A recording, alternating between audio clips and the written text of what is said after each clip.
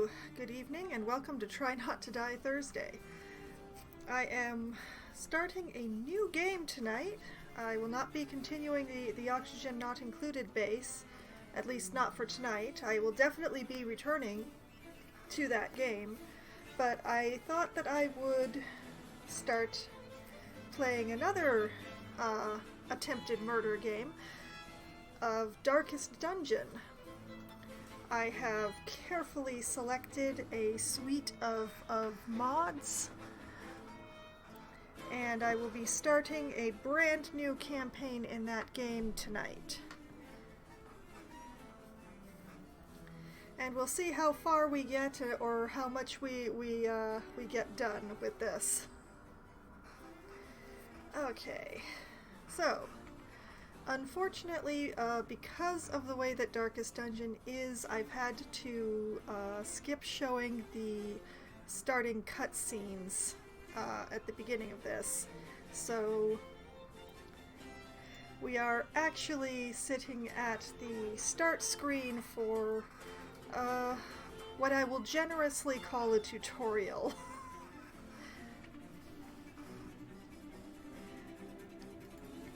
Which is the introduction to the game, basically.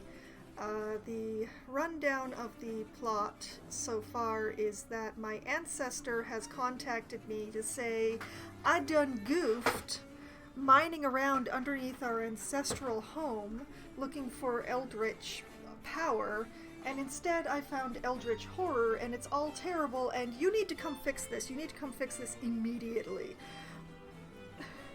So here I am, but the stagecoach has suffered a bit of an accident on the way here, so the rest of the journey must be completed on foot. So, off we go into the woods, I guess.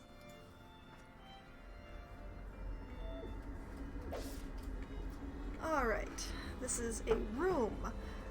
To move, you click on another room on the map display. This will take you to the connecting hallway. Okay, I am aware that my cursor is not visible in this one. I could not get the cursor to line up with my actual movements, so I've turned it off so you get the ghost hand for this one. But this is the map right down here, and the only other room that we can go to. Brigands have run up these lanes. Keep to the side path. The hamlet is just ahead. And just by the way, I adore the narrator in this game. Okay, so this is the movement information. I prefer to use the keyboard because if I use click to move, I find that sometimes I just walk right past stuff because it's like, you're clicking on the ground, aren't you? So no.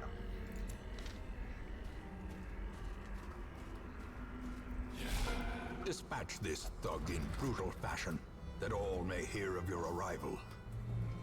Okay, and combat is turn-based. On your hero's turns, click a skill icon and then click on the highlighted target. If you can't select a particular skill, it's because that hero needs to be standing in a different spot or there are no valid targets. Mouse over the skill to see the requirements. So,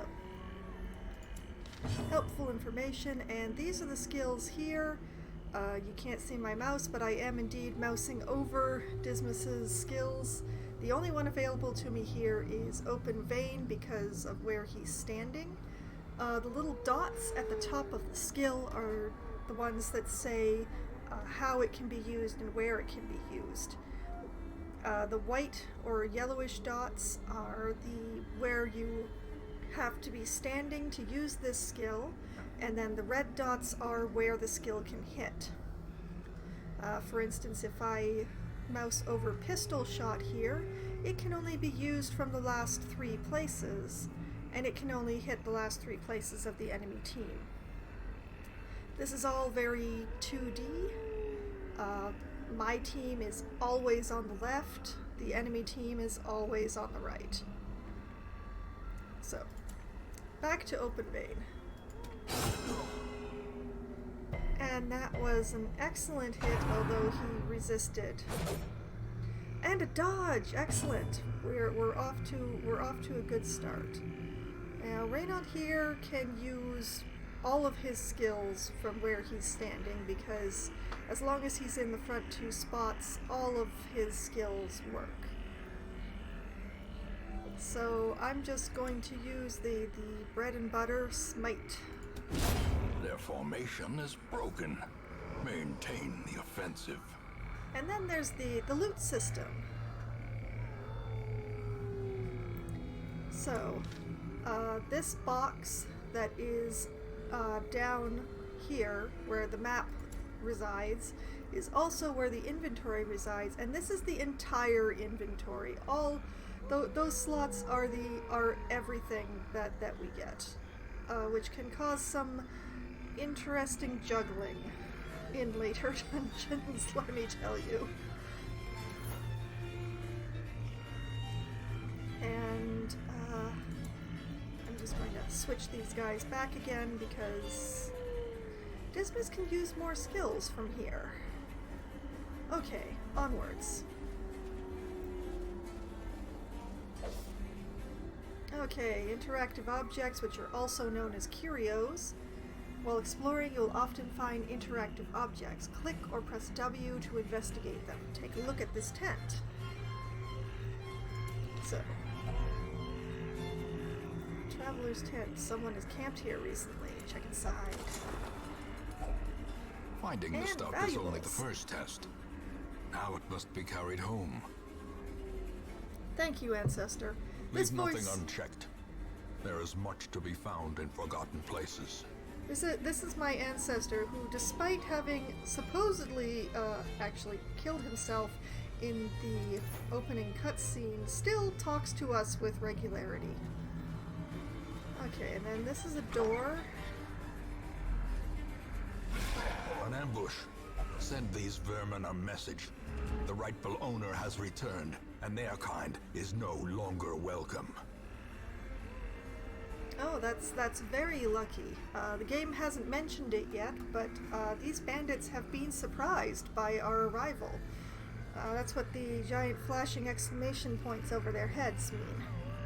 Which means that both of my dudes here get to take their turns first before they get to do anything at all. So, well, I'm going to try to get some bleeding going on this big guy because he's got a lot of HP to work my way through. Ah, he resisted it. He resisted it. That's a pity. Okay, so, hit him hard. I'll take it. Weakened.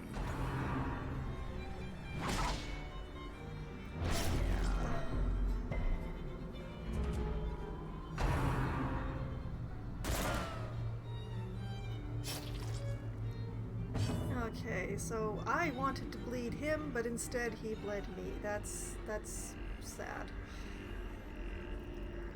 But I'm just going to switch my focus to this guy back here because the Crusader can't hit him. This dude is too wide. You can tell by his bar that he is 2 spaces wide, so the Crusader can only hit him. He can't get back to where this dude is.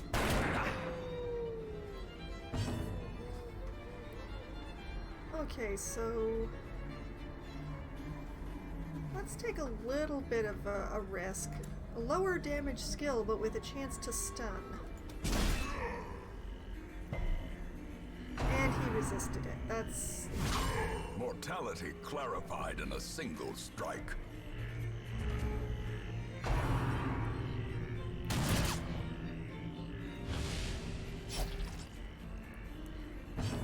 Yeah, let's shoot let's shoot this guy again. And he dodges it. That's unlucky. Alright, let's just just do some hitting and hope we make it. Oh boy, more bleed. Well, this is looking bad. As the fiend Oh, falls, there we go. Okay. a faint hope blossoms. When most monsters die, they leave corpses. Corpses act as temporary obstacles and will eventually go away on their own. You can attack corpses to destroy them faster, but often a better approach is to use range skills, push-pull skills, and even corpse-clearing special skills that some heroes possess. Monsters killed with bleed, blight, or crits leave no corpses at all. Which is why I was having the highwayman deal with the archer, because even if I'd killed this guy first, his corpse would have been in the way. And you missed. Why did you miss? Exposed to a killing blow. Oh, HP is not looking good. Let's stab him. Oh, now the bleed goes off. Slowly, gently. This is how a life is taken. Oh boy. Okay. We have a shovel, we have crests, those are useful later.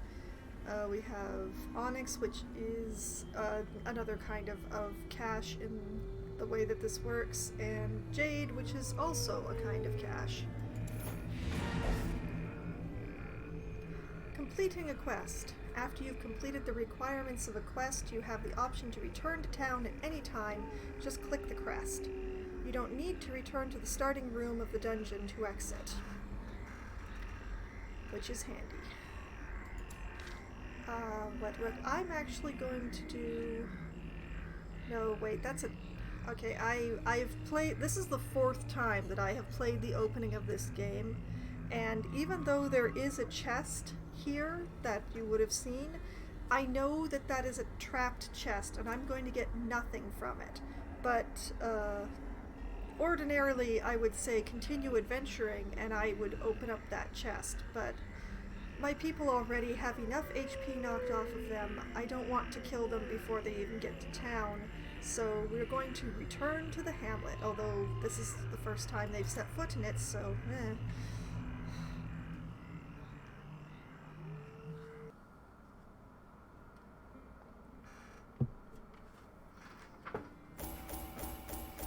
And the quest completion screen. The heirlooms here are currency in town, and the rest of everything else just turns into money, depending on what it is and what its value is.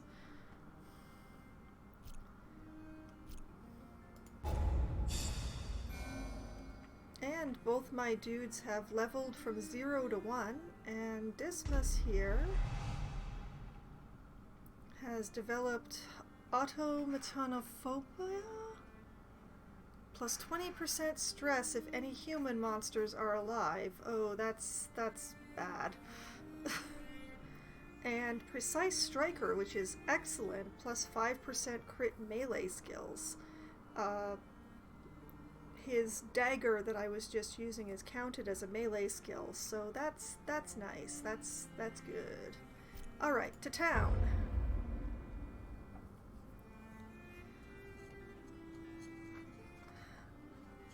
Now these loading screens should be, hopefully, short. Yeah, there we go. Welcome home, such as it is. This squalid hamlet, these corrupted lands, they are yours now, and you are bound to them. Okay, and here's the first mod to really show its face here. This is a class that I used a mod to add to the game, and apparently we're getting a free one right off the bat. This sinister mercenary seems more machine than man. She offers her advanced equipment and unique physiology to her cause.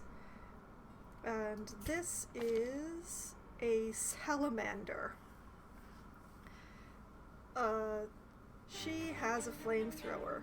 This is why I picked her. But yes, here we see the skills that she has, and the ones underneath all of them mean that she has all the skills available. So you can only equip 4 skills at a time, but I can switch between all of her available skills, which, very nice, very nice. Below that is the camping skills. That comes in later, and I'll let the game start, and I'll fill in anything that I've figured out along the way that the game doesn't mention off the bat, because it likes to do that. Over in the quirks, we find that she has Cove Scrounger, which gives her extra scouting chance in the cove, which we don't have yet, and that she's pious, which means if Benediction or Ashes to Ashes are used on her, they have a bit more effectiveness. But she has Bad Gambler, which means that if I set her to stress relief and gambling, once the tavern opens up, she's not going to be good there, because she's going to lose me money. Because she will pull money from my bank to pay her gambling debts. They all do. It's a problem. But as it goes, I'm going to take her anyway. A Because marvel of technology. An engine of destruction. I have a very empty roster right now, and it needs some filling. And here is the second of the mods that I chose to show its face. Simply for my own enjoyment, I got a mod that changes the caretaker dude who shows up in these various screens to someone who's a bit easier on the eyes than the default one. So, thank you, and you're welcome. But in here, we get the goals. This, on the right here, just above our gentleman with the candles, we have a checklist of everything to do in the game, basically. It's all quest goals and boss goals and everything like that. And then you get down there, and then you get to roster goals, and there's a roster goal for getting every character possible to you to level 6. There's a goal for getting one of every class into your roster. I believe that this is affected by the class mods that I have downloaded, but I don't know for certain. And I want things to be a bit more surprising, so I'm not actually going to scroll down very far in that one. I'm not going to find out, basically. And then over on the left is the activity log, which tells me everything that's been going on. Whenever you go on a dungeon trip, a week passes in town, and when you come back from the dungeon trip, the activity log will tell you what happened in town while you were gone. It's very handy. So, this is the first week. I've just arrived. There was the town event of the Deus Ex Machina, which got me the salamander with her flamethrower. And the ruins have been unlocked, and Dismas and Reynold have both leveled to level 1 each. And when we get back down here, Reynold and Dismas successfully escorted me to the hamlet. So I have arrived. I am in charge. Everything belongs to RNG now. Alright, get help where you may. On any screen in the game, press and hold H to see contextual help for controls in that mode. Try it while in town, exploring, fighting, camping, and more. I constantly forget that key exists. Don't expect to ever see me use it on purpose. But we are going to start with the graveyard, simply because once I click on this, I probably won't be going back there much at all. But Most will end up here, covered in the poisoned earth, awaiting merciful oblivion. But yes, any heroes who die end up here in the graveyard where you can revisit them, remember what you had, and it tells you exactly what killed them. So, I don't tend to come here very often in my other playthroughs, simply because it's very depressing to see the foolishness that I got up to that lost me some good characters. So be it. This is Try Not to Die Thursday, not Do Not Die Thursday. Okay, we also have the Ancestors' Memoirs. In time, you will know the tragic extent of my failings. This is the place where one can access all of the various cutscenes that appear in the game for replay. Unfortunately, because of the vagaries of streaming this game off with my computer, I don't dare actually play these for you, for which I apologize, because I honestly don't know what they were going to do to my game screen. I've had a little bit of difficulty displaying this game, which is why we've got the widescreen mode going on here, because it's the only way that I could get it to display in anything resembling readable fashion. So, just in case, I will not be playing these cutscenes, and I will be crossing my fingers for any future cutscenes.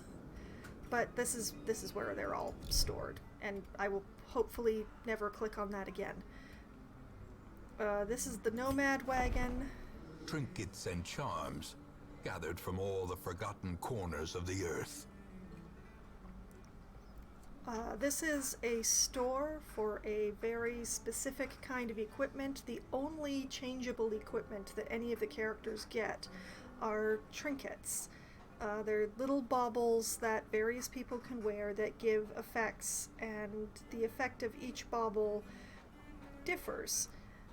And sometimes you'll have class-locked baubles, trinkets, and sometimes there'll be ones that anyone can wear. Both, like this one that I'm hovering over right now, is only for a class called the Rescuer, which is another one of the mod classes, and which I don't have. They're also extremely expensive for early game, so I'm just going to be mostly ignoring the shop's existence until I amass a bit more money.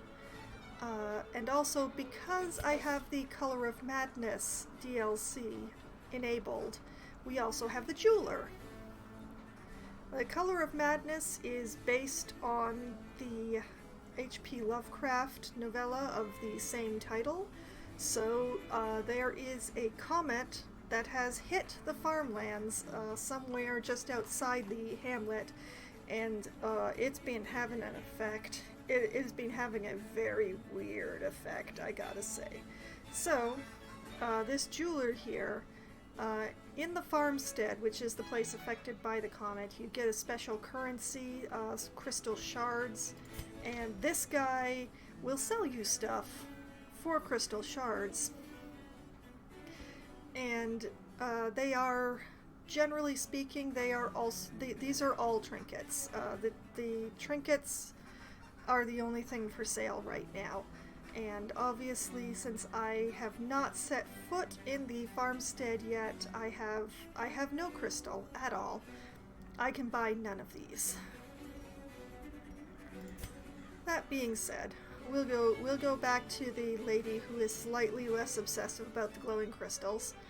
And this is, I'm just going to take care of this so that it stops flashing at me, but everything, all the buildings in town can be upgraded in various ways, and this thing that it was flashing at me is the upgrade window for that.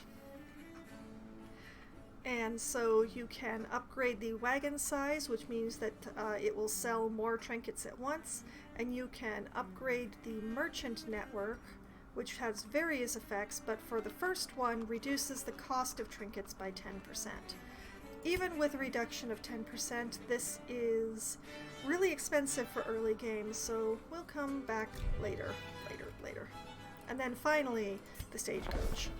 Women and men, soldiers and outlaws, fools and corpses. All will find their way to us now that the road is clear. Yes, you're welcome. Alright, the stagecoach is your hero lifeblood. You'll need to recruit all of these heroes to fill out a party of 4. Drag and drop them into your roster. This is the main way of getting new heroes. Every week in the hamlet, more heroes will show up here in the stagecoach. And you can take them or leave them as you see fit, depending on things. This early on in the game, definitely take everything, whether they're good or bad or mediocre, so... A sister of battle, pious and unrelenting. We get ourselves a Vestal, and we'll get ourselves a Plague Doctor. What better laboratory than the blood-soaked battlefield? Alright, upgrade the Stagecoach network. I'm being prompted. While you're here, spend some of your starting heirlooms on upgrading the Stagecoach network. This will increase the number of heroes available here in the future. To upgrade, click the plus and click on the upgrade. Okay, I was just showing you that with the wagon because I wanted to make it go away. But yes, the Stagecoach is very important to upgrade, and hopefully I got enough that I can upgrade both the Stagecoach network so that I can get more heroes at once, and the hero barracks so that I have more room. Admittedly, I only have 5 out of 16 people, but, you know, preparation. And let's see. Well, I have more, this is the heirloom currency that I was talking about before. And I have more than enough crests. And I have enough deeds, so we can do both. We can absolutely do both.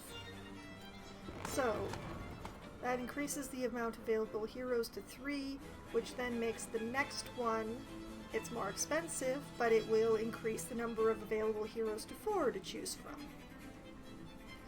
And then there's the hero barracks, which is, I have modified to make my barracks bigger since I did add so many mod classes. So I also included a mod to make my barracks bigger. Normally the first upgrade of your hero barracks roster does not increase the size of your roster to 23, but I did this for you. More arrive, foolishly seeking fortune and glory in this domain of the damned.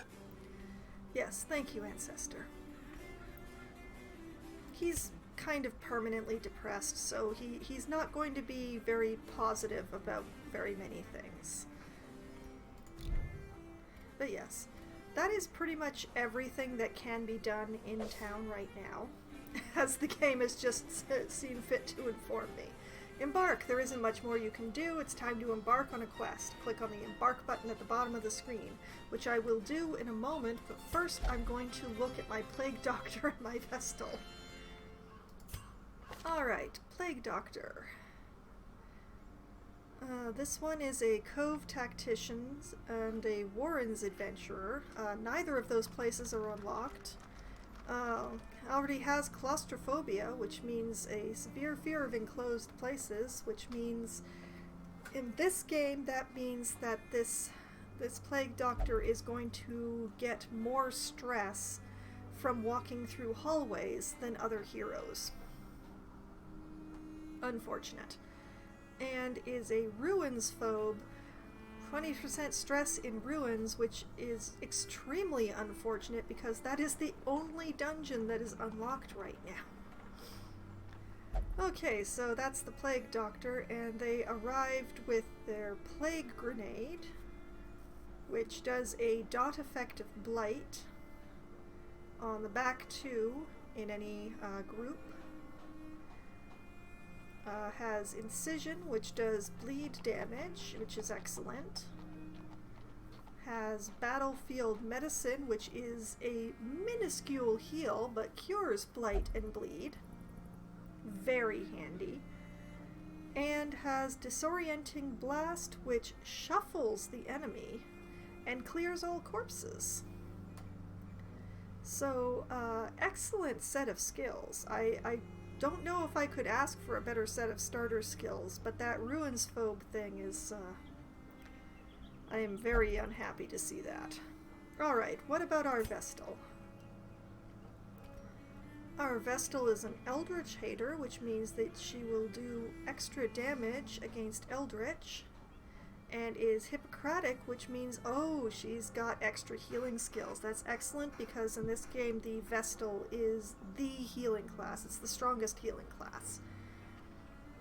And she has arrived with Dazzling Light, which has a chance to stun the enemy, and which will also increase the torchlight, which the game will explain a bit later, so I won't go into detail about it now. She has Divine Grace, which is a big oomph heal. I know it says only 4 to 5, but we're talking about people who generally have 20-something HP, so that's actually a lot. And that's on a single target.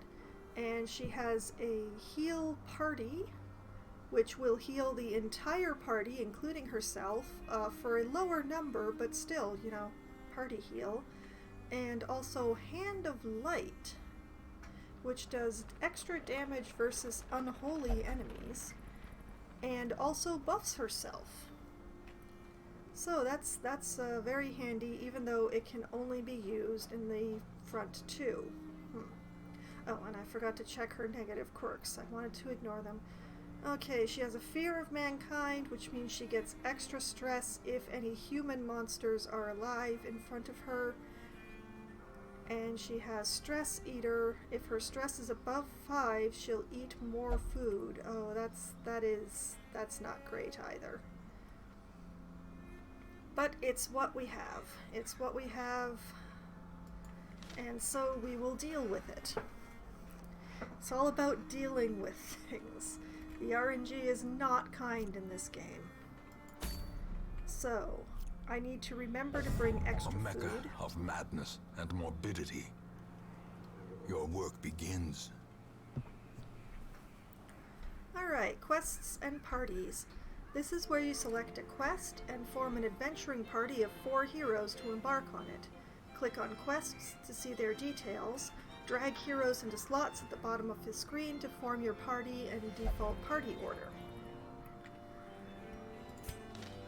So, we only have one quest available to us because this is the big dungeon up here. The up at the top here is the darkest dungeon.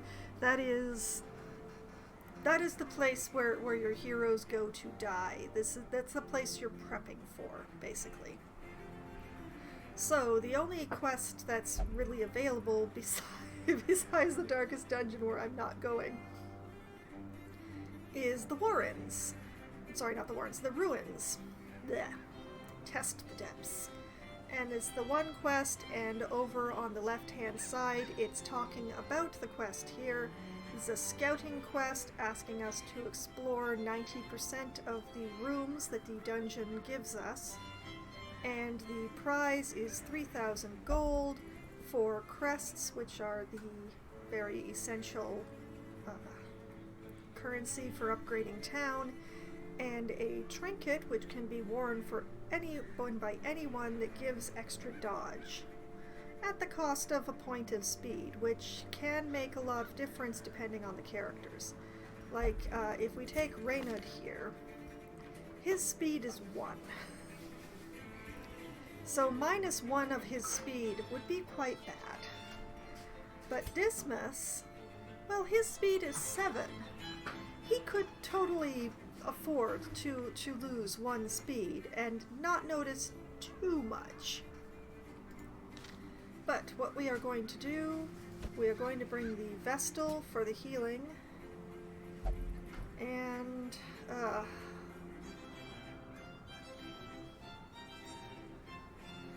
I'm going to bring the Plague Doctor, even though the Plague Doctor is going to be stressed out. Order is very important. Since Reyna can only hit in the first 2 slots, he must be in the first 2 slots. The Vestal can only heal with the big heal from the last 2 slots. Although thankfully she can use her Divine Comfort from anywhere that isn't the very first slot. So if the party gets reshuffled, at least she's got that. And our Plague Doctor here, well, the skills are really only usable from the back for the most part.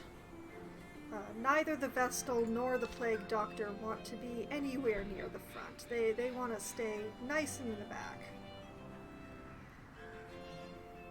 And this particular party arrangement is called the Usual Suspects.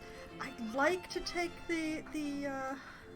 I would like to take the Salamander in, but I really want the heal that takes off Blight and Bleed for this one, because I'm pretty sure I'm going to be encountering quite a bit of both. So, next thing, we go to provision. The cost of preparedness, measured now in gold, later in blood. Alright, provision for the journey. You'll want to take different supplies depending on what region you're going to, how long the quest is, and your own preferences, but always bring some food and torches. For your first short quest, try bringing at least 8 food and 4 torches. I'm going to be bringing more than that, because she's gonna the Vestal is going to get more than 5 stress pretty quickly. So, as far as food goes,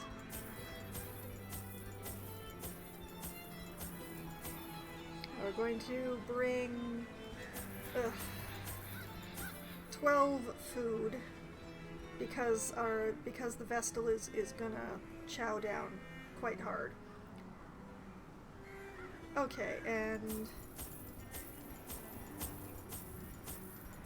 I like to bring at least 8 torches on short dungeon runs because I don't like to let light drop. And speaking of things, I still have 4,000 gold left, so I'm going to bring a shovel. I'm going to bring an extra antivenom because it cures blight. I'm going to bring a couple of bandages because that cures bleed. And I'm going to include a skeleton key in case I find any locked chests. And yes, hopefully this is enough food, and we're going to head off. Say farewell to the handsome caretaker that we have here, and off to the dungeon we go. Your first expedition into the ruins of your ancestry. Be curious, be careful.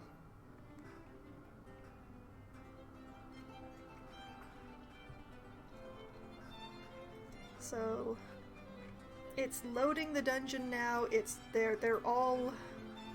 They're all procedurally created, although this particular first one, it's almost there's stuff that's the same every time in this one.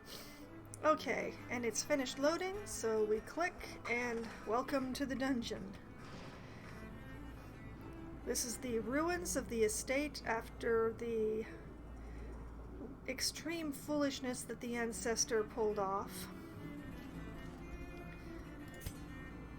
And we have to explore 90% of these rooms, so forward.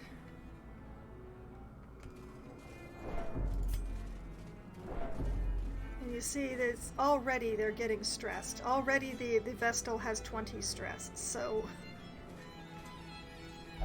And we have a torch.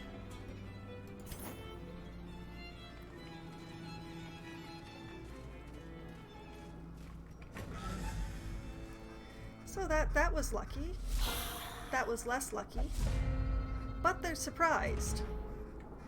That is one thing that I like about having a higher light level.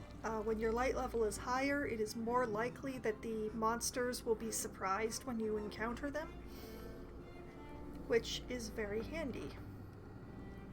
What is less handy is that there's only 2 of them, so the plague grenade is useless here. So, what we're going to do is, this is not going to be as effective because skeletons don't bleed. If you see the down here on the bone rabble, the bleed resistance is 200%, because where are you going to find blood in a skeleton? But it's what we can do. Back to the Oh pit. my goodness. Well done. Okay, nobody needs healing, so let's just dazzle this guy. Excellent, he's been stunned. So once again, this is a bleed skill, which I don't expect to bleed, but it is the best damage available. This one is an AoE. It hits the first 3 and divides the damage between the 3 of them. When there's only one target, there is absolutely no reason to use Grape Shot Blast at all. So, Begone, fiend. that was very lucky. Be I now wary. wait for the next shoe drop. Triumphant pride precipitates a dizzying fall. Yes, as the ancestor warns me, don't get cocky. And yes, let's have Dismas open this. I could use the key on this one, but because the keys are a little expensive, I'm going to wait and see if I find a fancier chest. Besides, this one says it's unlocked, so... If only treasure could staunch the flow of otherworldly corruption. Oh, if only, ancestor. Okay, this is excellent. An extra shovel, 4 crests, and 2 deeds. So that's the currency for town, and an extra shovel. Which we will probably need. So that's the room. Oh, scouting. Excellent. This gives some idea of what's ahead. Scroll back in. Come on, scroll. Why you do this to me? Okay. Well, we have a obstacle in the way, that's what the shovel's for, and there's also a battle further down the hallway, and then an empty room. So we say going to this room, and that way we can expect an obstacle. Even the cold stone seems bent on preventing passage. Yes, a cruel jumble of stones and debris blocks the path, but we have a shovel, so we don't have to clear it away by hand. Clearing it away by hand can do damage to your characters and will definitely stress them out, and stress is bad. So we're just gonna hit this torch because we're expecting a battle a little further down the hallway. There it is. And they're surprised. Now, what we have here, we have a bone soldier, we have bone rabble, and we have a cultist acolyte, and she is the biggest problem in my opinion, so we're just gonna try and take her out nice and fast. Sadly, I cannot hit her with the bleed. She is human, so she can bleed. So instead I'm going to use pistol shot and attempt to get her right in the chest. Well, that works. And I'm going to hit her with the plague grenade in the hopes of blighting her and getting a dot going. Excellent, very good. And nobody needs healing, so I'm going to try to stun her too. Ah, she dodged it. Okay, not much else that I can do to that particular mob, given that Crusaders can't reach that row, so we'll just... Executed my. with impunity.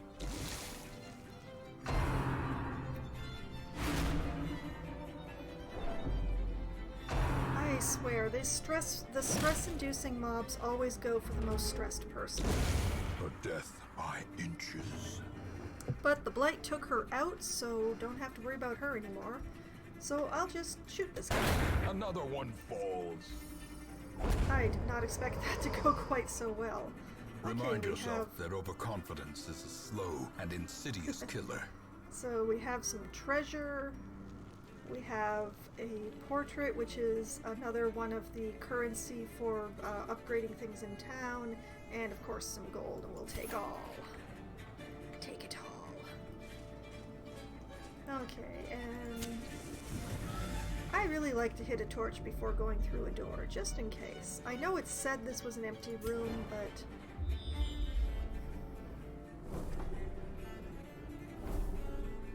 Okay, now what we have here, there's a curio in each of these hallways, and then there's a trap in each of those ones. So,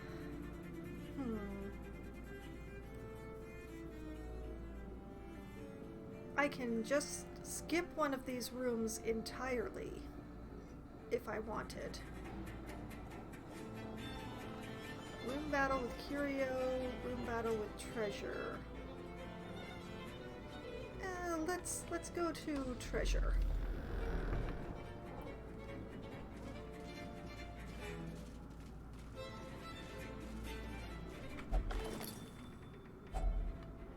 Oh, excellent. Another key, a bust, which is another kind of currency for in town, and more gold.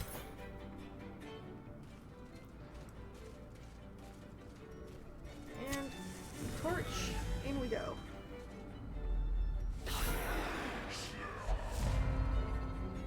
I've been getting way too lucky with surprising the mobs. I'm starting to get very suspicious of myself. Oh, let's see if we can blight her. Excellent. And let's see if we can stun her. Oh, it worked. Excellent.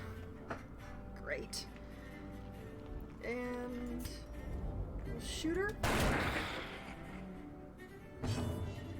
Okay, that is perfect. She has 1 HP left. When that blight goes off, she is dead and she doesn't get to do anything. So, on to these other dudes. I'm going to take a chance and see if I can stun our cultist brawler in the front here. Excellent. The slow death. Unforeseen. Unforgiving. Oh, 8 points of damage all in one go.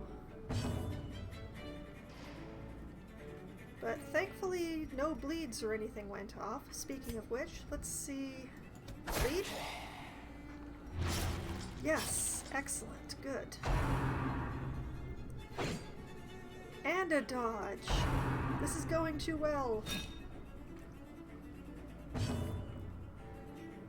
Well, let's see. This bleed does 2 damage per turn, and this guy has 1 HP left, so I'm just gonna concentrate on the one with full HP here. And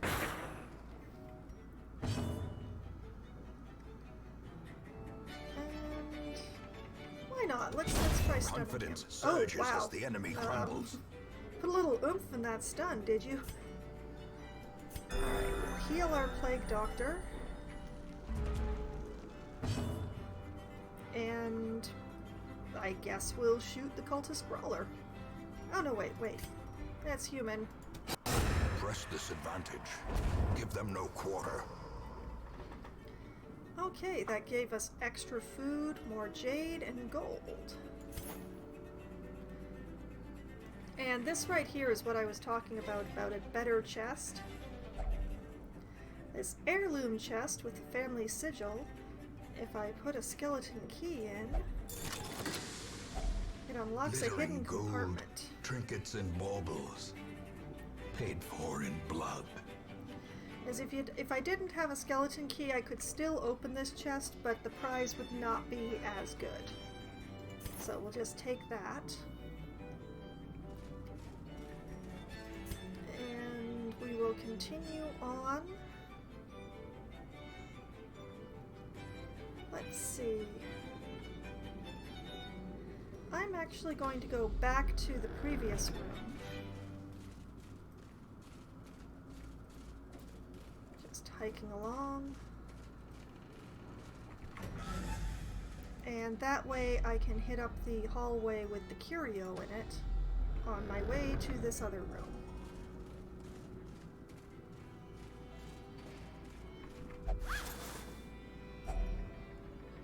Okay, that got me a holy water and an emerald. As you can see, my inventory is starting to fill up. If I get any more unique items, I'm going to have to start deciding things to discard and things to keep.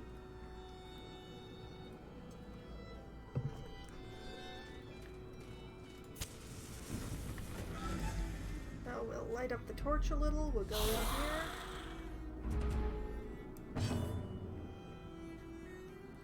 Okay. This is an archer, which means that it's going to be annoying. Blight is particularly good against skeletons and such. So. Exposed Oh my to a goodness. killing blow. Oh no. That's a lot. Okay, heal. Heal Plague Doctor. And we're not going to be fancy, we're just going to hit the dude. From our lands. And we're going to try to... Okay, now the blight will take it out. I hope. Yeah, that's in 4 damage, and it has 1 HP left. I do not have to worry about it. So...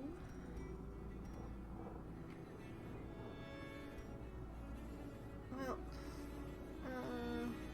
that 1 point of heal is not going to make very much difference on anyone, so I guess I'll just stab a dude. Slowly, gently. This is how a life is taken. Okay.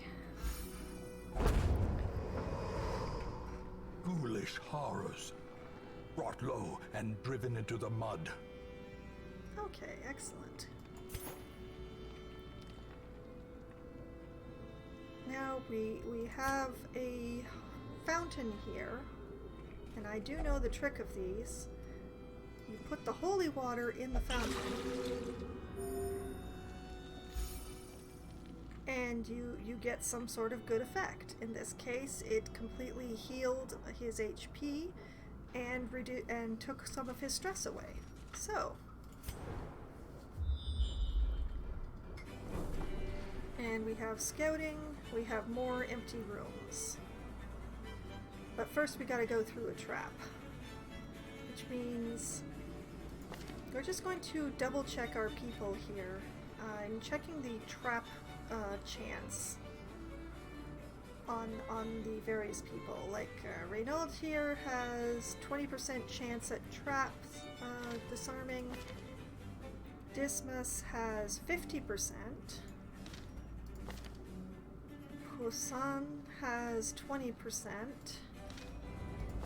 And Dakra has 10%. Okay, so we want to have Dismas take care of the trap once we get there. To this room.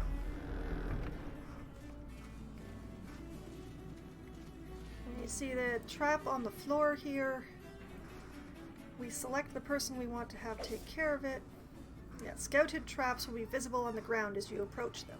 Select a hero and then click on the trap to disarm it. Some heroes are better than others, which is why I checked. So, sadly, you can only see traps that you've scouted. Otherwise, they do terrible things to your party. So, disarmed, reduced his stress to 0. Excellent.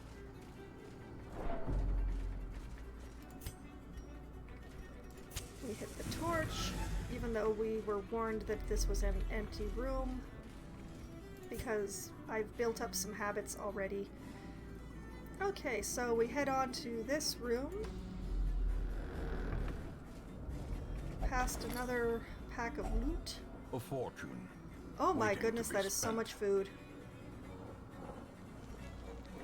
That is an absolutely massive amount of food. That means that I can actually afford to waste some food by feeding it to some people to get some HP back.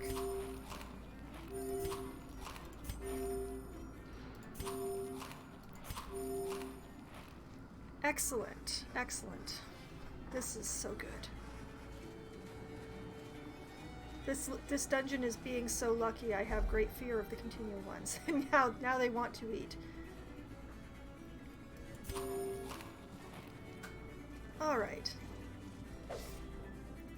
The light is fading. The current torch level greatly affects many mechanics in the game. The darker it gets, the harder things get, but the better the rewards. Right-click on a torch from inventory to boost the light back up. Admittedly, I've been doing that all along already, except that I click on the torch up here because it's just easier.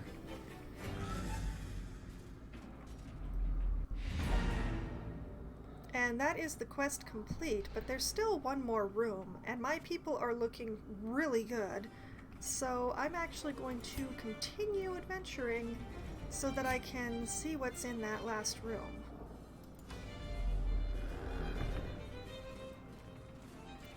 I can actually go back to the hamlet at any time now, but things are looking good. I have another shovel. People have nearly full or full HP.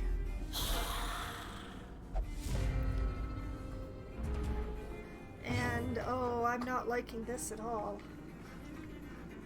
These guys, the bone courtiers, are just stress-producing machines. They're even more so than the cultist women.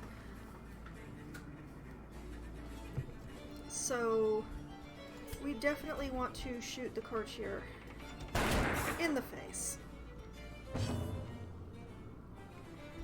That is perfect. Okay, we'll plague grenade both these back too. Continue the onslaught. Destroy them. And that is the courtier out of the way. And while we're at it, let's see. Oh, she can't reach the archer in the back. So let's see if we can stun this one. Well, didn't do any damage, but definitely stunned him. I cannot complain about that. I will not complain about that. And that one's stunned for now, so I'm actually going to hit this. Their formation is broken. Maintain the offensive. Oh. Now that's what happens when a stun wears off. They actually get a one-turn buff that makes them more stun resistant, so you can't just keep stunning them every turn, unfortunately. I'm just gonna plague grenade this guy again. That actually makes it tick higher. Now it's doing 8 damage per round. If I just knock one more HP off of him, he will die. So it is a pity that the Vestal can't reach him, but let's heal our Plague Doctor. There you go.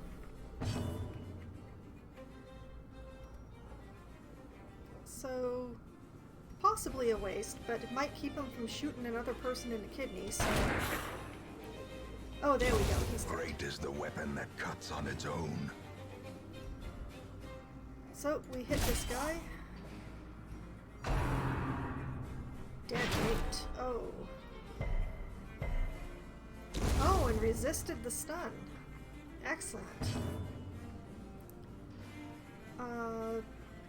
The bullet cannot hit the front row. So, even though it's going to be useless against him... As the fiend falls, well, the bleed would be a faint useless. hope Oh, goodness. blossoms. Okay. Rubies and skeleton keys and gold and busts. And you know what? Posen, you have hardly gotten to do anything. Open that chest. Alright, more busts, more crests, more painting. Okay, this was remarkably good, and I'm going to flee before the dungeon changes its mind. Back home we go.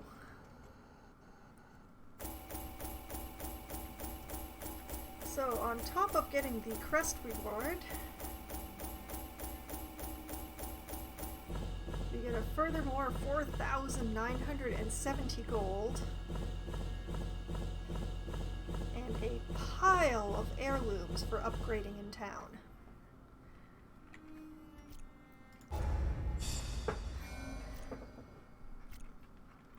And 3 people have developed something. Let's see. Reynold has developed night blindness. He will do less damage if the torch is below 26. Well, I keep the torch high, so that's not going to be too much of an issue. And he has become irrepressible, which means he has a 5% virtue chance, which is something that will come up later. It's stress related, and the game will the game will describe it better than I can. And Dismas, what have you got? You have become pious, which means benediction and ashes to ashes have a better effect on you, which is also excellent. The plague doctor is untouched for some reason. And the Vestal has become unhygienic, which means that her resistances have just... Okay, her resistances, she is more resistant to blight and debuff, but she's more likely to catch diseases, which are another thing that we haven't encountered yet, but which we will probably within the next dungeon. So, back to town.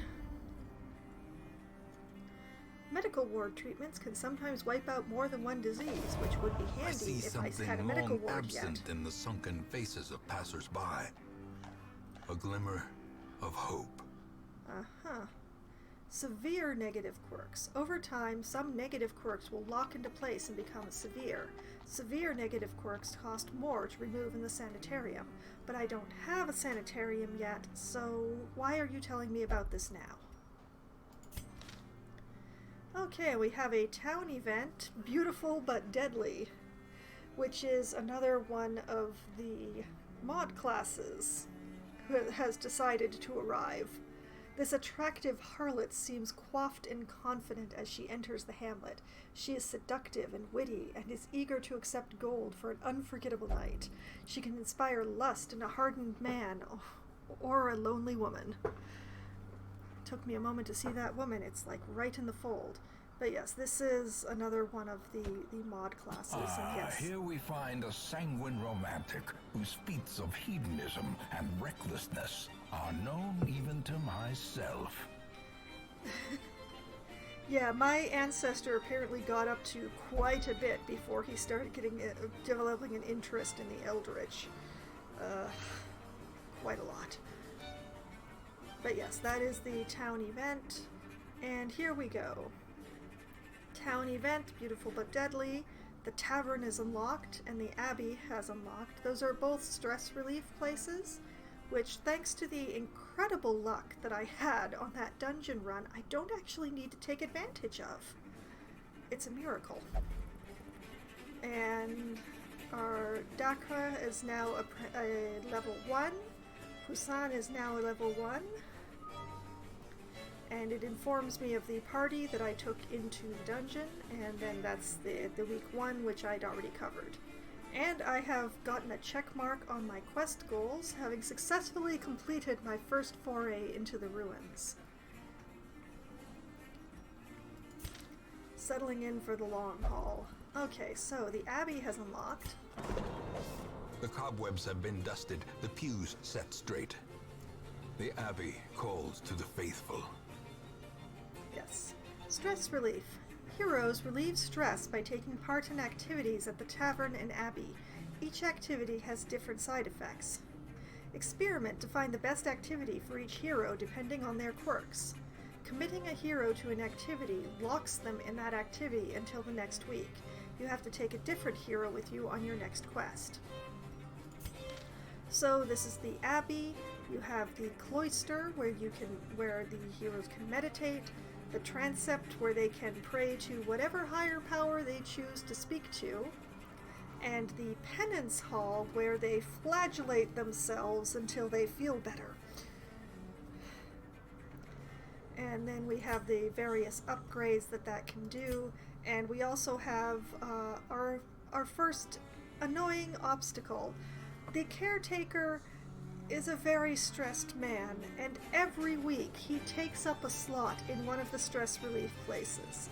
This particular week he has chosen to meditate to try to relieve his own stress, So he's just occupying this slot. Oh my!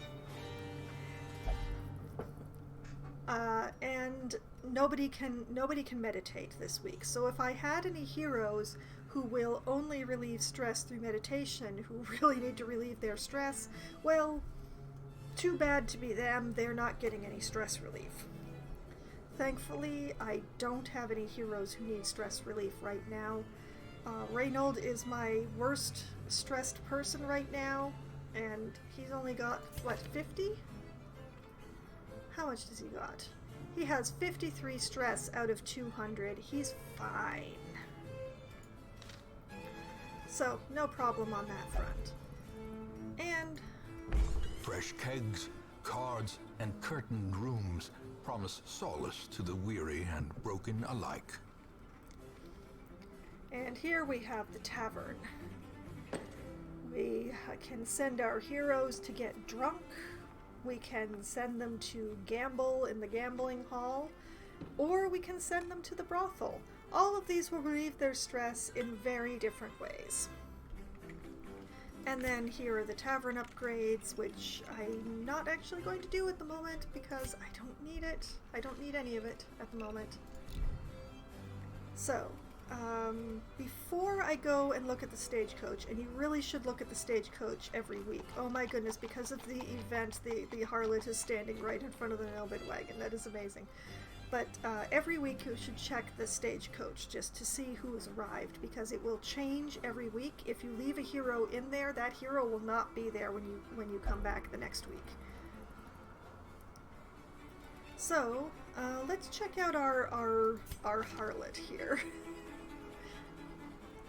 She's an early riser, which means that she has +2 speed if the torch is above 75.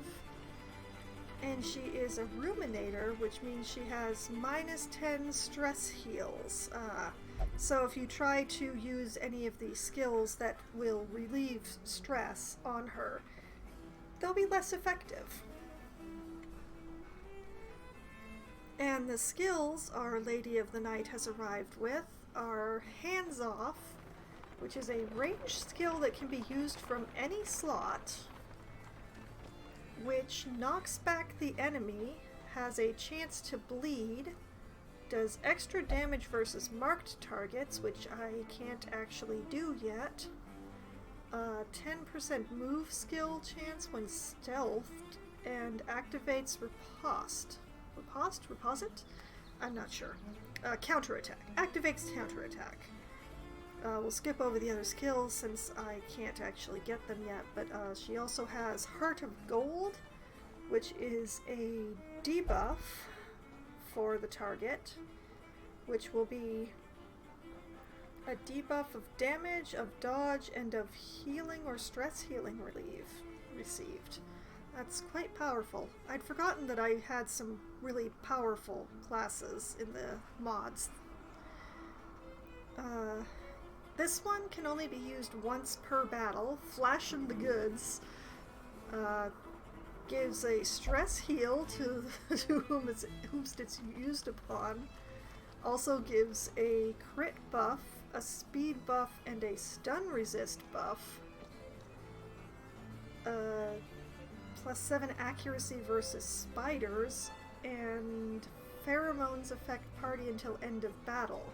I'm not sure what pheromones do. I read when I got the class, but I've forgotten. So, when and if I use her, we'll all learn together, I guess. And we have Hold Me Close, which marks the target. This is only used on party members. This is basically a defend me sort of skill. Marks the target, clears stun, forces guard by ally, which is a guard skill. It makes the other character jump between you and damage that's being done. Reduces stress, takes away, reduces their dodge, but increases their, and also increases their crits received, which means that crit damage does more damage to them, but also increases their crit damage themselves. That's That is a very double-edged sword skill there. Okay. So that's an interesting set she's got. Let's see who's in the stagecoach. Okay, we have another Vestal in here. I think that's the first time in any of my playthroughs I've seen a Vestal in the second week. Okay, so we have this second Vestal here, who has almost exactly the same skills as the other Vestal, except that she has Illumination, which increases the torch and reduces the dodge of the enemy that it's used on, which is handy. Let's see, she's hot to trot, which means she has extra accuracy, extra damage, and extra crit on the first round of battle. And she's a ruins tactician, which means she's great in the ruins, which is where we just were. And her negative quirks are she is a flagellant, which means she will only flagellate herself for stress relief. And she's curious, which means obsessed with the acquisition of knowledge, which means that any bookshelves or anything that we encounter in the dungeons, and yes, we do encounter them in the dungeons, she will leap herself at them to feverishly read all the books and possibly do terrible mental damage to herself. That being said, she's really good, this Vestal. We'll just make her color a different one from the other Vestal, and we'll just pop her in the roster. A sister of battle, pious and unrelenting. Okay, and we also have a bounty hunter who is irrepressible, plus 5% virtue chance, handy, but also curious.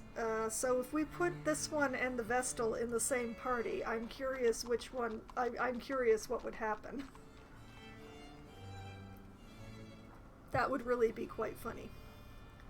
Okay, we have, on this one we have Collect Bounty, which is a basic attack that does extra damage to a marked target. We have Come Hither, which is one of my favorite bounty hunter skills. It pulls the target forward in the ranks, so that, say, a stress dealer who's hanging around in the back will be pulled up to the front where the crusaders and such can hit them. And it marks the target.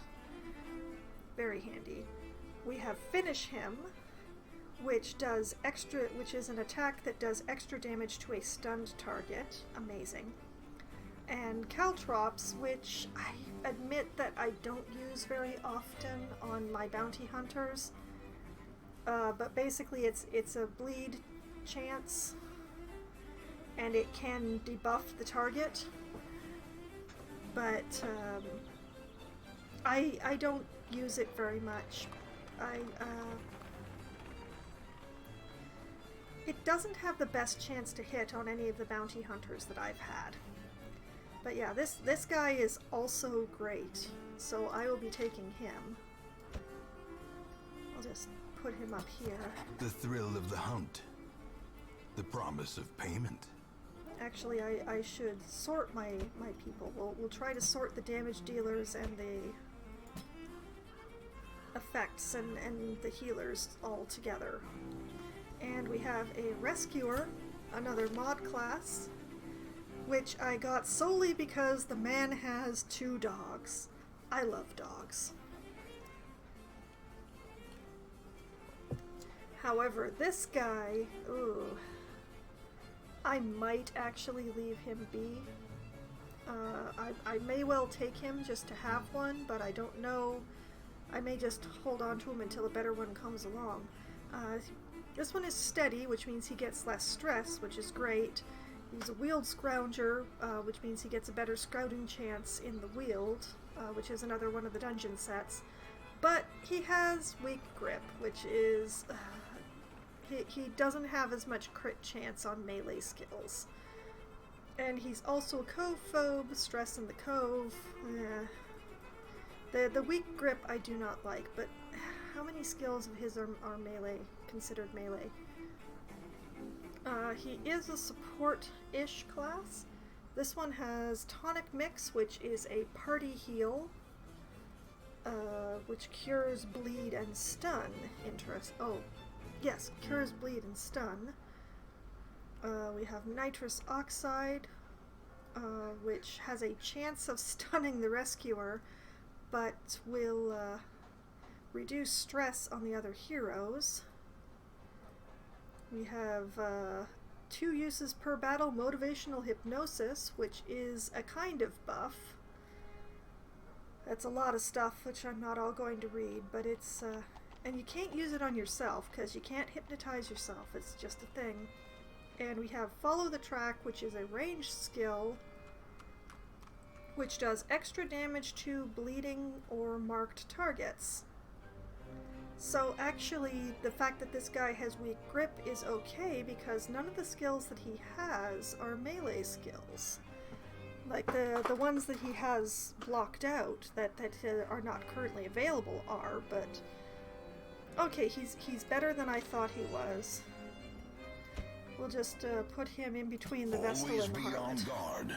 The hazards of life and battle can fell a careless hero. Okay.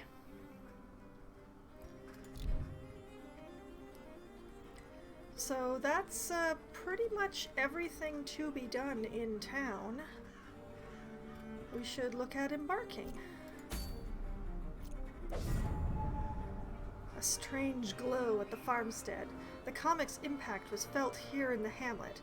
The great impact toppled gravestones and kicked up a cloud of dust that covered the entire region. When it finally settled, an eerie miasma was seen to spread from the mill. It distorted the rules of time and space far beyond imagining. Venture to the miller's farm to see what has been done. Okay, that is the DLC for the Color of Madness. And while it is tempting, I'm going to wait to go there until I have some more level 1 people or higher to go in there with. So instead I'm going to look at the ruins quests here. We have a short for explore 90% of rooms, like the one that we had before. And that will give a trinket with scouting chance, a trap disarm chance, but minus speed. That's a really nice trinket, actually. And we have a medium for exploring 90% of rooms. And that rewards an Arbalist trinket, which I don't actually have an Arbalist. It does increase an Arbalist's healing skills, which makes it a really nice trinket, but I'm not sure that I'm really ready to do a medium length quest yet. What else have we got? We've got another medium length quest for exploring 90% of rooms, which rewards an Ox Skull for Milkmaid, which is another class that I don't have, that gives extra damage to melee skills and protection. And we have a medium quest for exploring 90% of rooms, which records in a swift cloak, which gives extra speed but reduces move resist for any hero who's wearing it. Those are difficult decisions. Those are tough choices. I'm going to do the short quest. I want to build up my money a bit more before I go on long quests. You need a lot more provisions when you go on long quests. And that, speaking of which, Miss Extra Food here, I will replace you with the other one. And it is a pity that I don't have another frontliner other than the Crusader yet. Hopefully one will show up. But Let's leave Dismas at home too. Let's bring in the bounty hunter, and let's try the harlot. Can my harlot do any damage? Yes, she can do damage from this spot. Although, oh, she does bleed damage. Okay, maybe the harlot's bleed damage is not very useful in the ruins at all, so... Who to put in third spot? What about the salamander? Our salamander can work from the third spot. Buff self. Okay, that's ranged. Let's see. Okay, so the salamander actually wants to be in the first, in either in the second slot.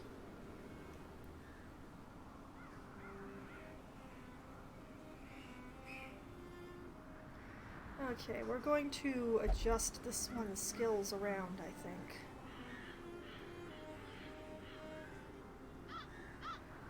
Let's take out this one because I'll hurt myself. And let's see.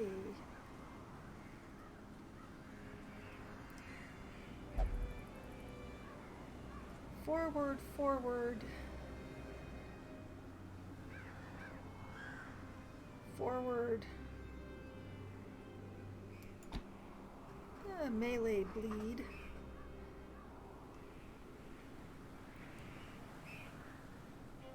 And I think I'm actually going to take out this pull since I've got the bounty hunter along.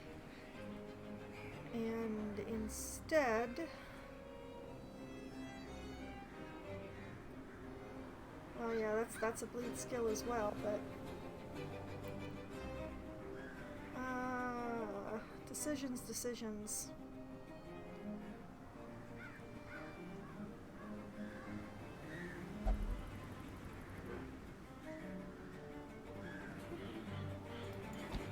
I'll just take the sweep kick, I guess. And we'll move the bounty hunter back and put the salamander in here, because I'm pretty sure the bounty hunter, yeah. Everything the bounty hunter can do can work from the third slot. Alright. We're going to go in with this party. And we're going to hope that the next time we go back to town we get another frontliner. Because otherwise our crusader is going to get really stressed out. Which would be bad.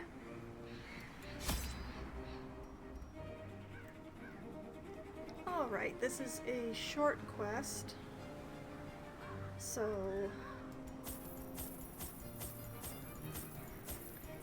8 food, 8 torches.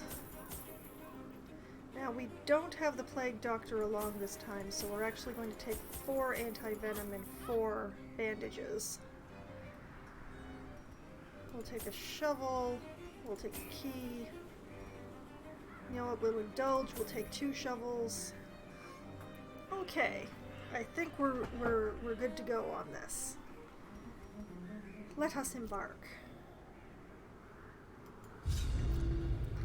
I find that with the short apprentice level quests that they tend to eat twice, usually, in the course of those. So I bring enough food for them to eat twice. Once holy idols and shrines have been corrupted to favor pagan gods, holy water can help restore them to their rightful condition. That's what I did in the previous dungeon when there was that fountain there. I dumped holy water on it and I got a buff. Pace out the halls of your lineage once familiar, now foreign. Okay, the hero panel. Right-click on a hero's image or portrait anytime to bring up a detailed panel showing all of the hero's quirks, skills, and resistances, which is what I've been doing. Thank you for telling me. Okay, so... Oh... This is an oddly shaped one. Okay, we'll start simply. We'll go to this room that's all by itself.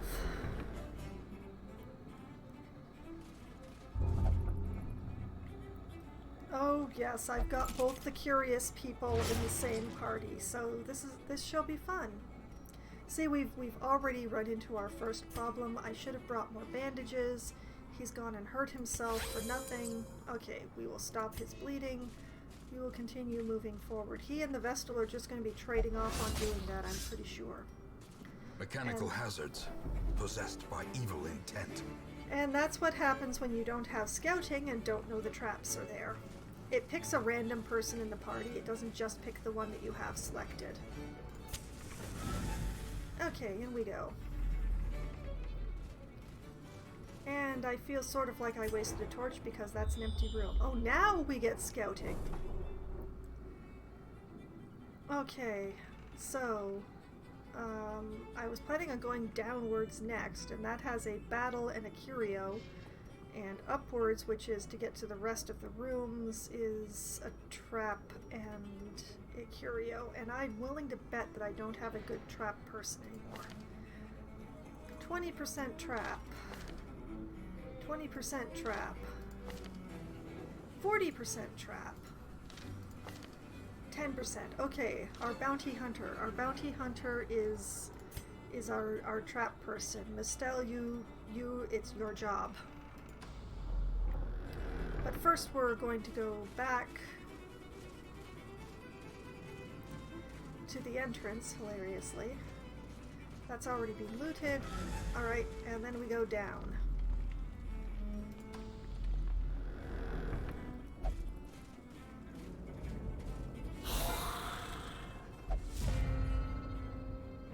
Okay, and they have been surprised.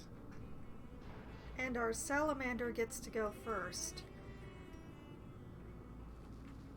So... Oh, that's hilarious. I don't actually have Salamander's Breath equipped on her. That's a bad oversight on my part. So we'll just try debuffing these guys first. And...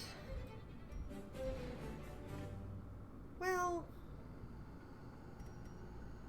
there's not a lot to do, so I'm just gonna see if I can mark this dude.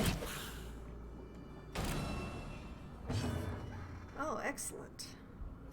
It's a pity that the Vestal couldn't have gone first, since she has this stun skill, which I am going to proceed to use.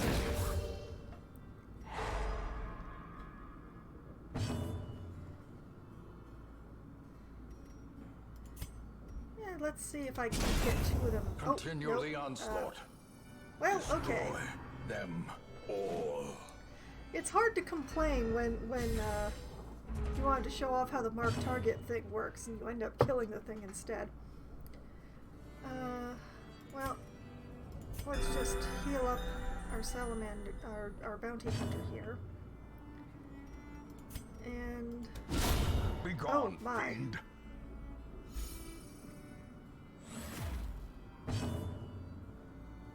Okay, well, I guess I'll just... oh, miss. Miss entirely. I'll just miss entirely.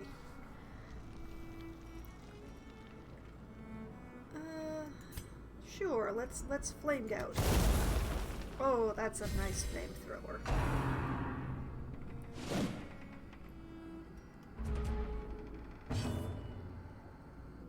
Sure, I'll do it again. Confidence surges as the enemy crumbles. Okay, Success that's so handy. clearly in view. And Or one is thing, it merely a trick of the light? we'll take out Lacerate and put Salamander's Breath back in.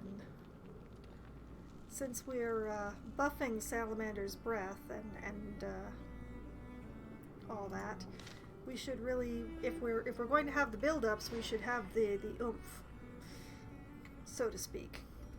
Now this was not the corridor. Oh no. Oh, you got lucky, Boyle.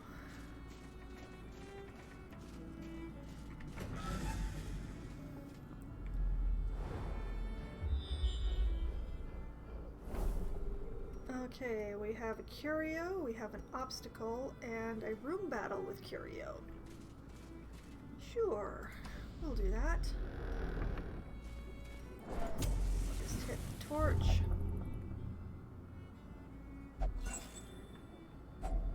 Glittering gold, trinkets and baubles, paid for in blood. Most of Even the time, the cold stone seems bent on preventing passage. most of the time when my heroes fool around with an Iron Maiden, they end up catching some sort of disease from it.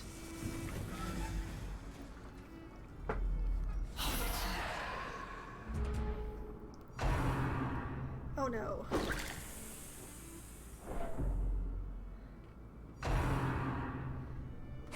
Exposed to Oh. a killing blow.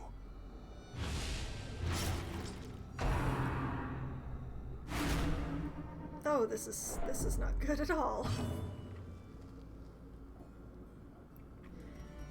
Well, what we'll do... You! Forward!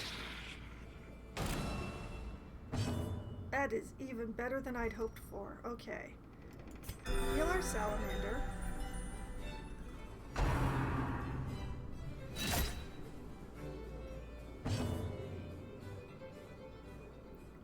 And well, we'll just beat her in the face. Press this advantage. Give them no quarter. Bandaging. Your hero is bleeding. If you wish, you can use a bandage from inventory to stop the flow. Right-click on the bandage while it's the injured hero's turn, which is what I brought the bandages for. Okay, so...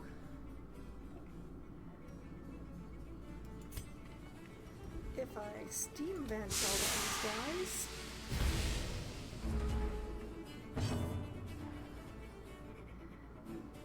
Okay, we're just gonna try and hook forward this bone courtier then.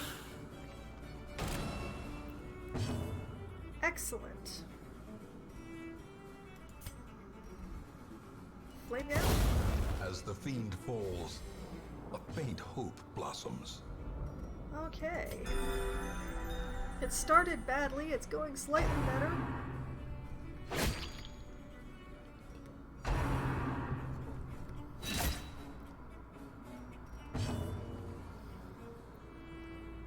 Okay, well,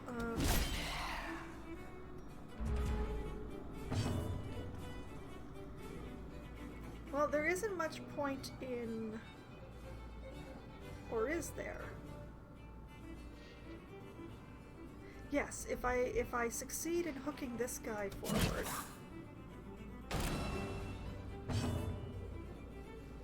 Well, let's see. Who could use healing more? You have 30, you have 19, you have 16, you have 26. 16.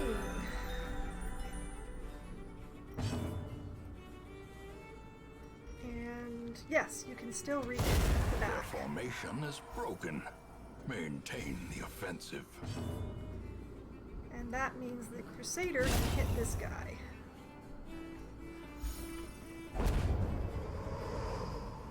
Ghoulish horrors. Brought low and driven into the mud. And extra food if I need it. And a suit of armor. I don't know what to use for that, so I'm just going to investigate. Oh, nice. The armored guy checks out the armor and figures out how to use his armor better. Alright, so back we go.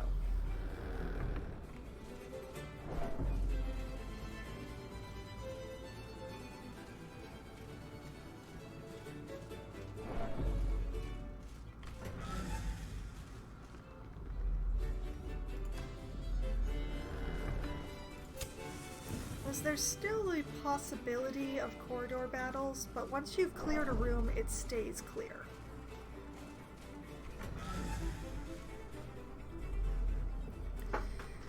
Okay, so that was those rooms. I'm just gonna zoom out a little bit more so I can actually go to this room. Now, you were my trap disarmer. Hello, Loppy! The dungeons are going so well that I'm getting very suspicious. Hacks laden with loot are often low on supplies. Things are going well enough that I'm getting afraid for when the other shoe is going to drop. Okay. Get the trap. Yes. Okay. Onwards.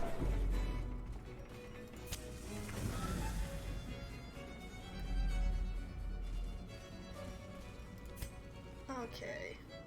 Are we scouting? No, we are not. We are going in blind.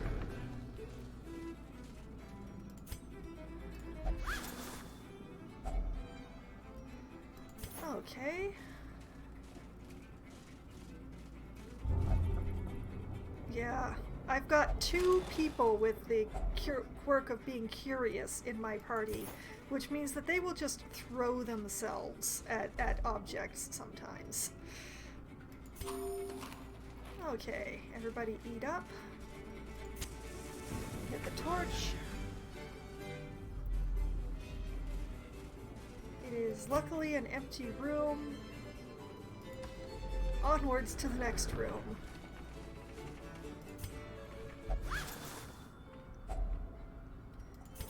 Okay, some gold. Is nobody going to go off this time? Okay. It's a locked display cabinet. I have 1 key. I have 1 key. I want to... Smash it. Yeah, well, that's what I've got these for.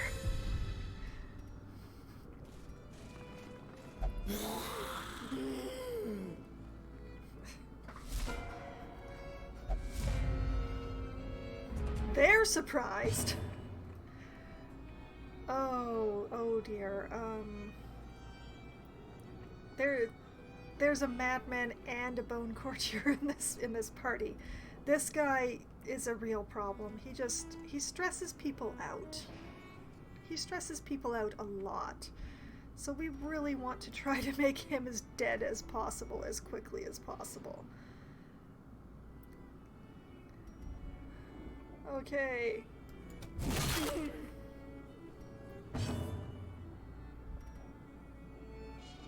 And stun him?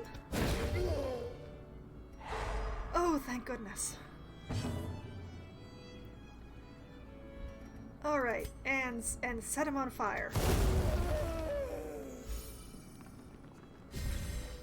Hooray! So that went much better than I could have hoped. We still have a courtier left.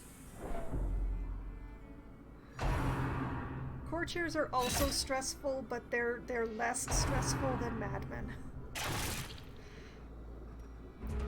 Oh, I am paying for concentrating on that madman.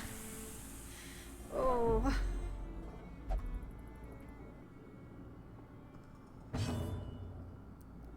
Okay. You are coming to where my crusader can hit you. No! Oh no.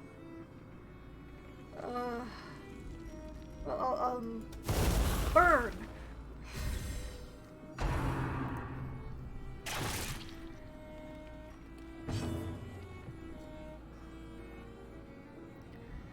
Okay, oh no. Let's see, you have 10 HP left, and you have 12. You win.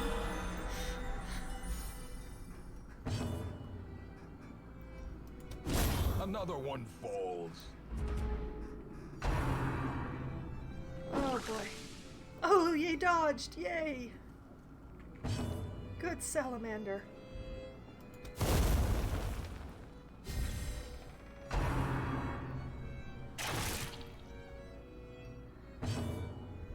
Well, I hope this one works, because otherwise we're going to have a hard time. Oh, it did! Oh, that's excellent. Now let's see. That one has 13 left, and that one has 12. Congratulations, you Compassion win. is a rarity in the fevered pitch of battle. Oh! Annihilated. Wow. Where was that crit earlier? Oh, we got a This holy water, expedition at least promises success. some busts, and some gold. Our people are feeling a little ragged, but otherwise... What are we doing, you ask? We're wandering around through the halls. Fighting monsters. Passing the time. Scouting ahead. An obstacle. I'm glad I kept the shovel. You can use the shovel to smash the locked cabinets, but it's kind of a waste of a shovel. Everybody eat something. No, we're not halting. We are continuing forward. We have 2 rooms and 2 torches left.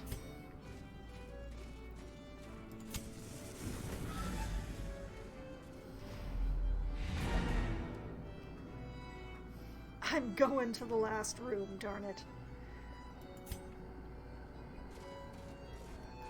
Okay. Oh, and I get a scout ahead.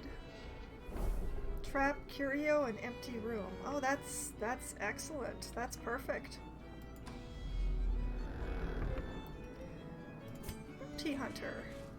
Get that.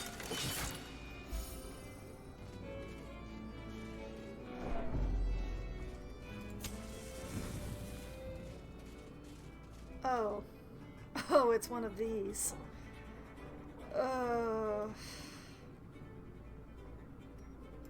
Well,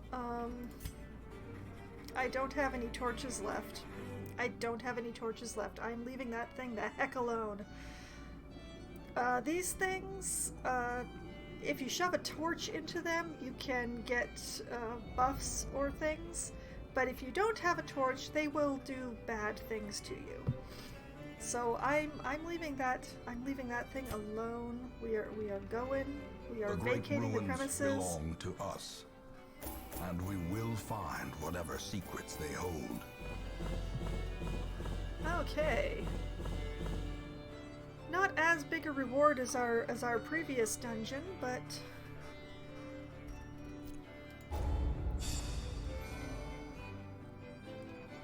okay, so our salamander has picked up an unquiet mind, which means that she can't meditate to relieve her stress.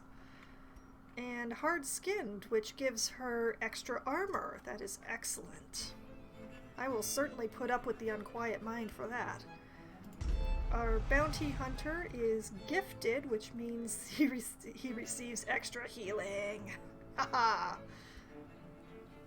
And our Vestal has developed a lazy eye, which means that her ranged skills, which are all the skills she has, are less accurate. That's bad. That's bad. That was my better Vestal. Was is the correct term. Short on gold, sell unwanted trinkets directly from your trinket inventory. She has paid dearly for her freedom, and deserves better than this place. And we have another town event for another character. We have a shield breaker on offer. A sandstorm of rumors and half-truths swirl around this newcomer.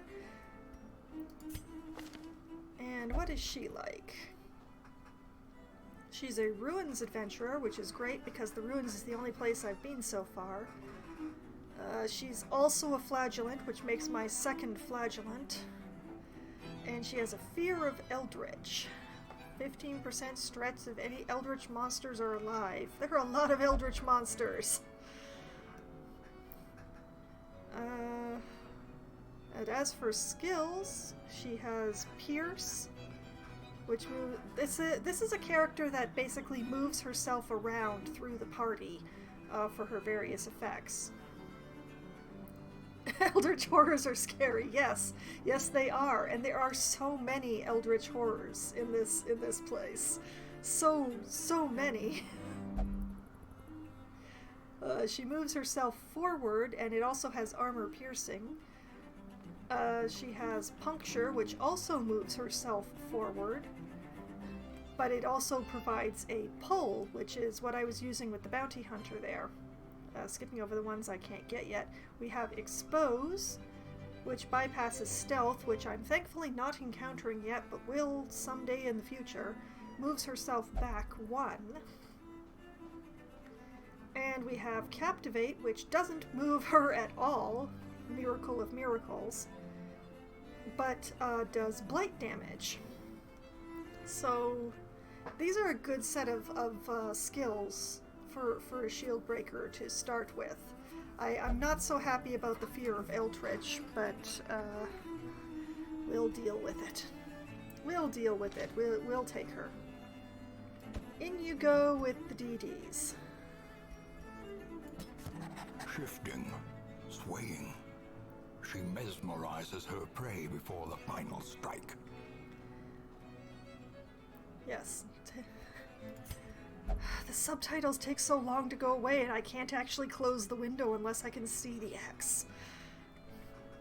Okay, so we have the town event that we just did. The blacksmith and the guild are now unlocked.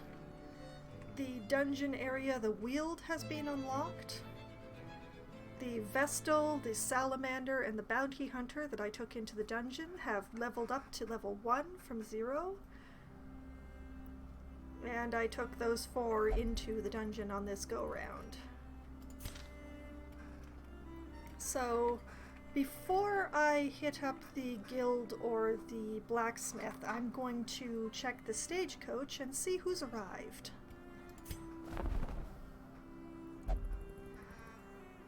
Oh goodness, we have an occultist, another rescuer, and a man-at-arms. So, let's check out the rescuer first. Just to remind us, this is the rescuer we have with their weak grip and their co-phobe, but their steady and wield scrounger, and their wealth of buff and heal buff stills mostly. And then this is the new one, who has On Guard, which is 4 speed in the first round and 5 dodge, also in the first round. And a Monk's Mind, which means he is more likely to cause various effects. Has a different set of skills than the other one, but has -10 stun resist, however. And does extra damage at the cost of not having any dodge at all. So everything will hit him. Anyone who targets him will hit him. And as I said before Loppy arrived, I picked this class simply because of the dogs. Don't at me. This is one of the mod classes that I added to the game, so. Let's see, we have the motivational hypnosis, which the other one had. We have Stay Away, which moves him back in the party by 1. Yes. Yes, this was the only one of the mod classes that I found that had dogs, so you know what I had to do. So, Stay Away here knocks back the mob that it hits, but also moves the rescuer back, and has a massive stun chance versus marked targets, my goodness. And Herding Tactics, let's see here, activates counterattack, buffs himself, and causes his counterattack to cause bleed. Oh goodness.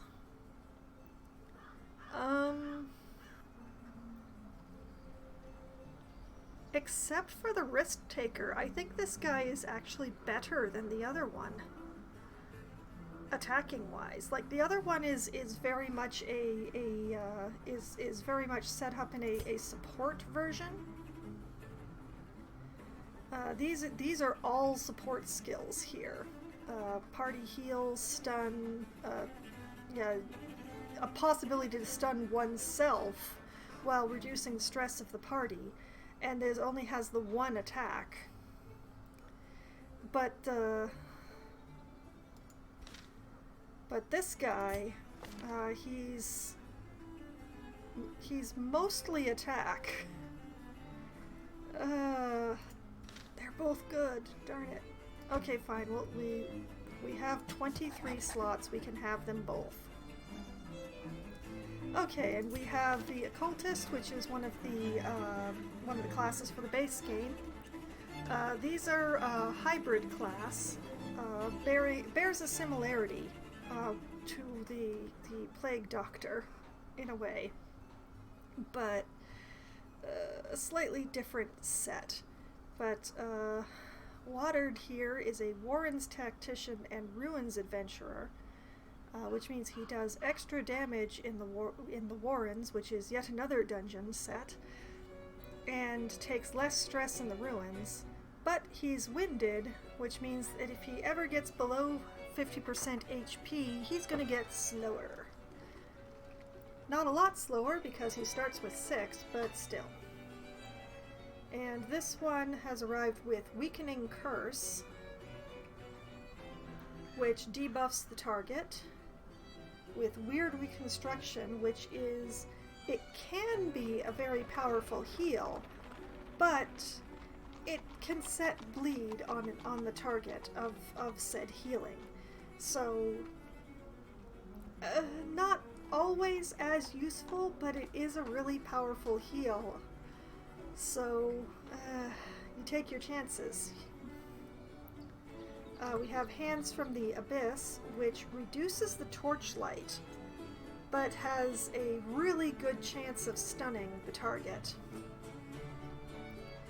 And Demon's Pull, which clears all the corpses, and if it hits, will pull the target forward. So, yeah, he's pretty good. I will take him.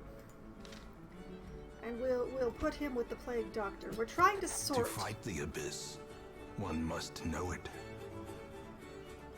We're trying to sort the people, so like in DDs, in support classes, in buffers.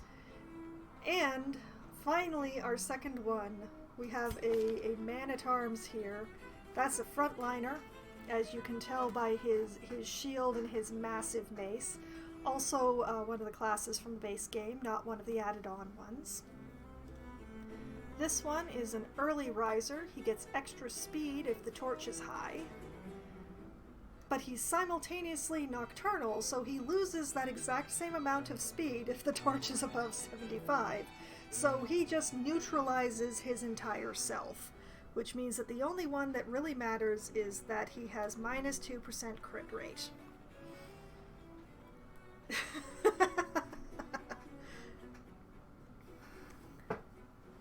He just, yeah, his positive quirk and his the early riser and the nocturnal just cancel each other out, and just that's just neutral. He's neutralized himself. So, you know, I'll live with that. He has Crush, which is a just straight up melee attack, smackers. We have Defender, which guards an ally. He can choose an ally that he jumps between the ally and that damage. It gives him extra armor when he does that. Exactly! A night owl who rises at dawn and can never figure out why he's so tired. Yes. He's a semi-nocturnal person like me, but who has a 9-to-5 job halfway across the city. We have a buff, which he can cast on anyone in the party, which gives them accuracy and crit, and extra damage if he's guarding them. And a once per use buff for anybody in the party that gives them extra dodge and reduces their stress. So while there aren't a lot of attack skills on here, he does have an excellent set of skills, especially for a frontliner, and I will absolutely be taking Mortimer here despite his confusion at his own state. The raw strength of youth may be spent, but his eyes hold the secrets of 100 campaigns. So yes, we're doing pretty well on that front. And we still don't have anybody who's really stressed enough to be sent to stress relief. Hello, Sierra lad. Nice to see you back again. Are you going to follow me this time?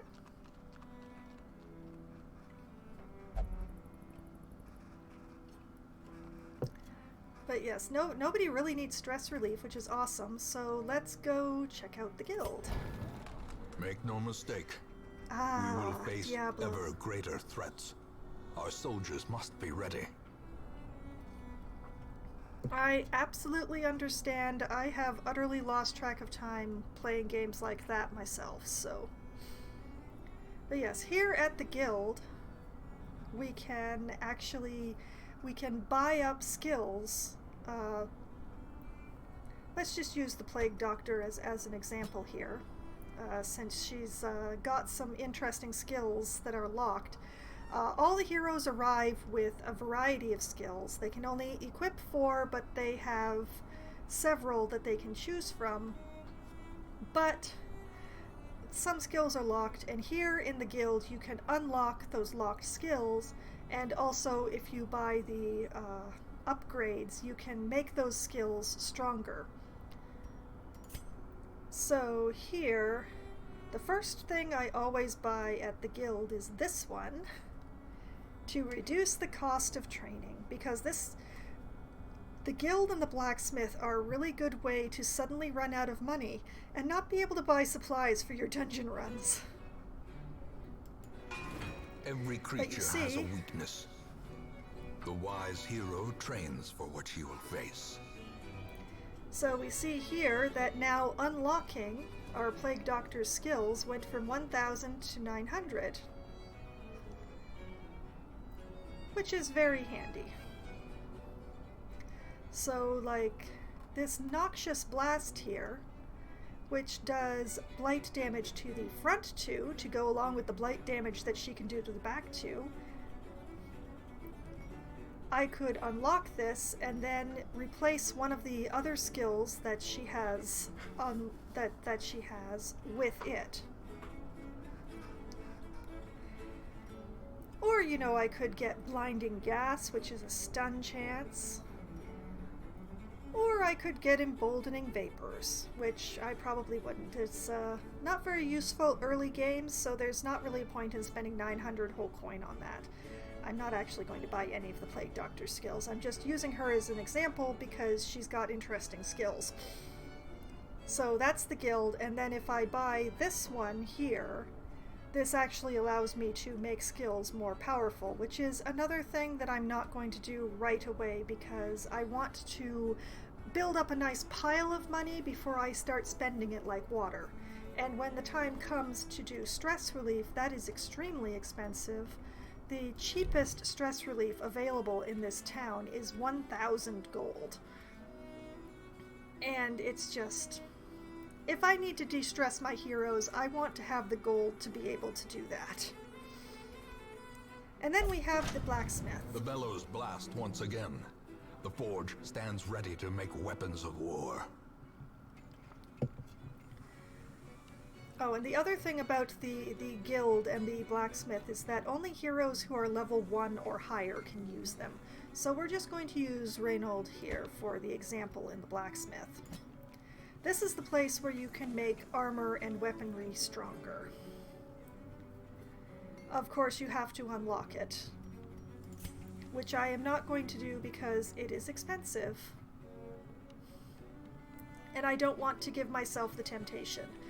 For the moment, I'm just going to be working with heroes the way that they arrive and with their base equipment. I'm just going to do apprentice level quests which hopefully shouldn't pulverize too many people, and will allow me to build up my pile of gold so that I can start upgrading skills and armor and weaponry and such, so that they'll be more effective and hopefully less likely to die. But then the question is, where is the caretaker this week? He's in the bar. The bar is the least expensive of the stress relief at the tavern, so yeah, of course he's in there. Yeah, the RNG is cruel and terrible in this game. I actually think it's a miracle that none of my people have attempted to die yet. Thank you very much, caretaker. But yeah, the caretaker moves around through the stress relief things every week. He can be found in any of the 6 slots, and he just takes up a space so that you can't put a hero in it. But yeah, let me just demonstrate here. Like, you see how the 2 blocks have lit up? I could have the salamander gamble or go to the brothel for a week in order to relieve her stress. But it would be expensive. But it also means that over here in the Abbey, once again, come along, Obear. Oh wait, you can't actually meditate. You're a terrible example. Okay, here we go. With Dismas, if I were to take him to meditate, it would cost 1,000. But if he prays, it's 1,250. Or if he decides to flagellate, it's 1,500. Now, I can change the various stress relief things by buying up the levels, but the first level is not the price change. The first level is always how much stress it relieves. And once again, I'm just going to be sitting on my currency until I need to use it. So I'm not actually going to be upgrading that at all. However, because I'm a glutton for punishment, I'm going to be buying another level of the Stagecoach Network so that I can get 4 heroes every week instead of just 3. Because there are so many heroes. There are so many. And I have 13, and I definitely need at least 1 more to feel really secure about my numbers. Okay, that's enough of that fooling around. Let's see where we can go. Oh, that's another mechanic that the game doesn't actually mention to you. As you can see, the ruins there, the bar is halfway full now. The more that you do a dungeon, the higher level that dungeon gets. And you actually want to level the dungeon so that you can get at the dungeon bosses and the juicy prizes within said bosses. So, we can continue with the ruins, or we could go to the Weald. Let's see, the Weald quest is a short for completing 100% of the ruins battles. Sorry, room battles. That means that, you know, every room that has a fight in it, you've got to complete that fight with at least 1 person left alive. And for that, 3,000 gold, 2 busts, and a witch's vial for the plague doctor, which gives a plus 15% stun chance, which is hilarious because my witch doctor currently can't stun. Doesn't have the skill. But okay, we have that possibility. We have a scout for exploring 90% of rooms, again, over here in the ruins, and that will give a Crusader crest, which will give, 10% max HP. That is nice, especially since it doesn't have any minus on it. That is nice. I might do that one. But let's look and see what the other ones are. Okay, we have another short quest here for exploring 90% of the rooms. Wait a minute. They are the same! Oh, that's That's weird. I've not seen that happen before. Okay, moving along to the third one. We have a explore 90% of rooms, rewarding with Arbalest Greaves, 30% move resist, and 30% move skill chance for -1 speed. That's what I meant by the Crusader one not having any negatives. Most trinkets have negatives on them as well as positives, and it's all about balancing. This whole game is about balancing risk and reward. And we have a medium for exploring 90% of rooms, which I'm probably not going to do until I at least upgrade the armor on somebody. But that would reward with a Blighting Satchel for Grave Robber, which is not a class that I have yet, which increases Blight skill chance, speed, but ooh, big negative on the dodge there. Big negative on the dodge. But I think I'm actually going to go after that Crusader trinket because I wants it. I wants it. That is a good trinket. So we're going to go in with that, but we're not going to go in with these people. Well, actually, I think we'll keep our Vestal, but let's take in some of our new folk, like our man-at-arms. Who else have we got that we haven't used yet?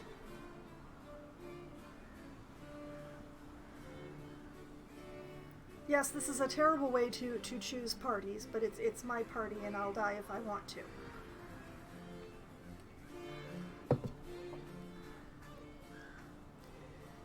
Let's see. Well, let's take the occultist.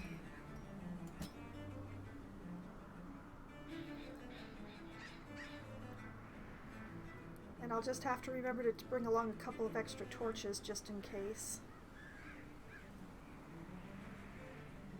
And you know what? Let's take the brand new shield breaker with us as well.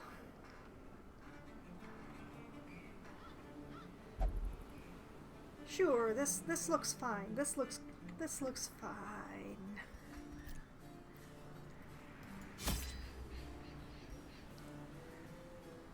Okay, and we are being given nothing by this party. Named parties will frequently give you items to start the quest with. This one does not. So, we need 8 food.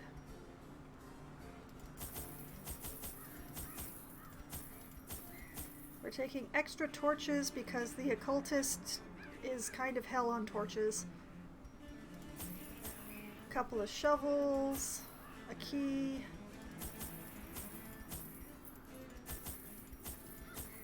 We're going to bring extra bandages because the occultist's healing can bleed. That's all the bandages, oh dear. And we still have some money. We'll take a holy water with us just in case. Sure, this looks good. Let's go with this.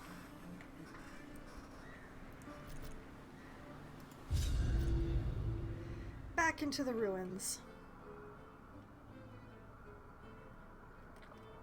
The ruins bear all the signs of your ancestors' frenzied digging. Yeah, this is all my ancestors' fault. Everything that's going on here is my ancestors' fault. He decided to delve where beneath the ancestral estate, looking for you know, massive eldritch power, and instead found massive eldritch horror and unleashed it upon the entire region. Pace out the halls of your lineage once familiar, now foreign. And then when he looked upon what he had wrought, he was like, I'm not dealing with this. Sent me a letter saying, you need to come home and do something about this. And then shot himself. Which is interesting in that that's his voice you keep hearing in the narration. Oh, this is another weird shaped place. But much easier than the previous weird-shaped one. We'll go this way, and then we'll go down, and then we'll go left, and we'll miss one hallway, but we won't suffer.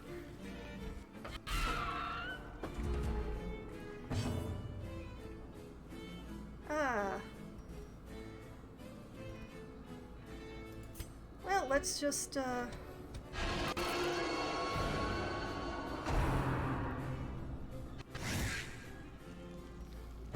I did not expect the occultist to be the one to go first.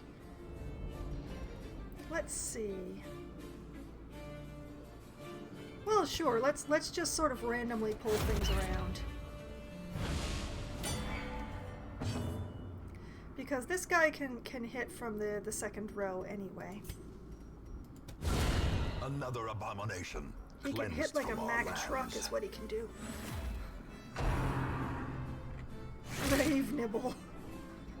That wasn't a nibble. And now he's stunned.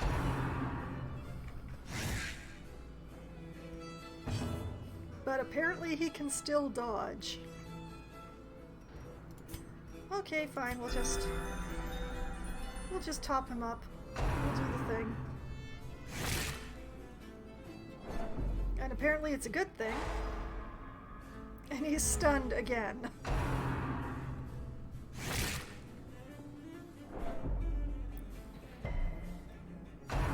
Ah, but the Vestal resists the stun. It's amazing that he can still dodge while he's stunned. Do I have a skill that sends me back? Yes, I do. Let's just have some fun and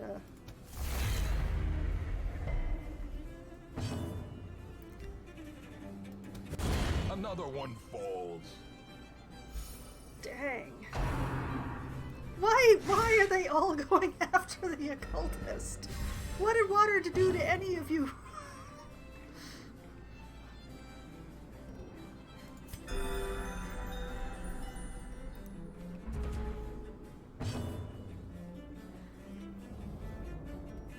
Well, I guess I'm messing with the torch. Well struck.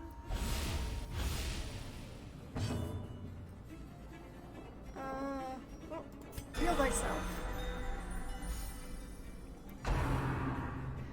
She crits herself with the 3 HP she was missing. Oh man. Did you just get diseased?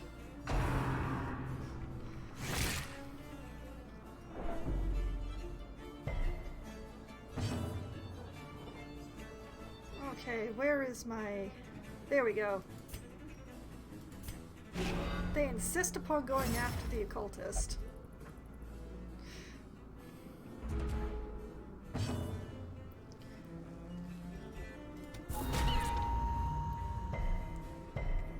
Ah, resisted the debuff. Unfortunate. Back to the pit. Oh, very nice. I like shield breakers. They're a little fragile, but man.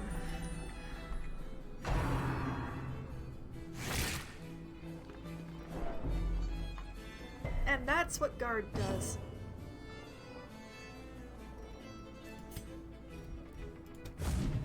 Miss? How could you miss? It was right there. Okay, this is the one that sends her back. Executed with impunity. Well, that was ridiculous, but it seems to have ended all right.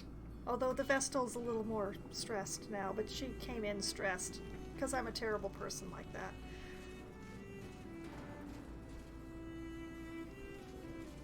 Exactly!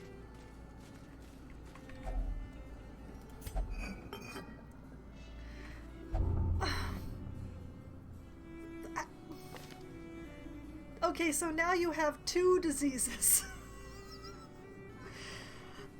Down here in the bottom of the left, the bottom of the right-hand side, you see the disease list, where Albelin here has contracted the fits and dementia. So, increased speed, but lessened accuracy and crit. And also, 100% resolve XP, which means she's not going to level this dungeon. And minus 50% stress heal. Oh, that's terrible. Oh, Albalin, why?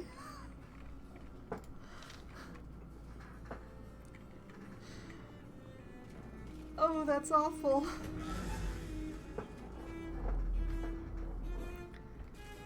Okay, well, that's an empty room. That's handy. So, on to the next. I'll just kick up the torch a little. Oh yes, the curious Vestal strikes again. Thankfully, it's just a torch.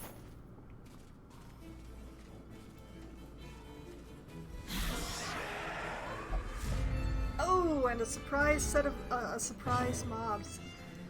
Okay, which one? I had one that pulled. Oh, none of these pull. None of these pull? Oh no, wait, this one pulls. Okay. Let's try to bring this guy forward. That works. That works. I will take it. Just because... There are not mimics in this game. I could have added them, but I did not. Oh! How? How do you miss when they're right in front of you? Okay, does anyone need healing? 24, 19, 28... Okay, okay, we'll heal... Heal him just in case. And... I guess we...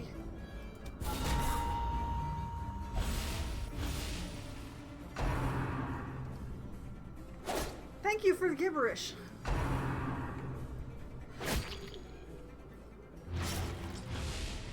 And the shield breaker's bleeding.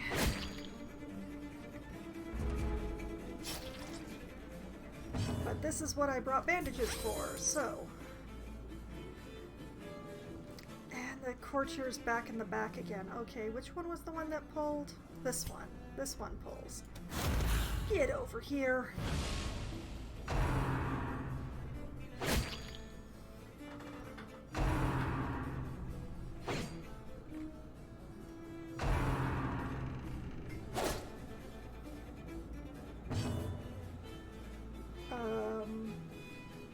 Okay then, Confidence surges as the enemy crumbles. I will not complain about that. We're eating up torch little by little, but...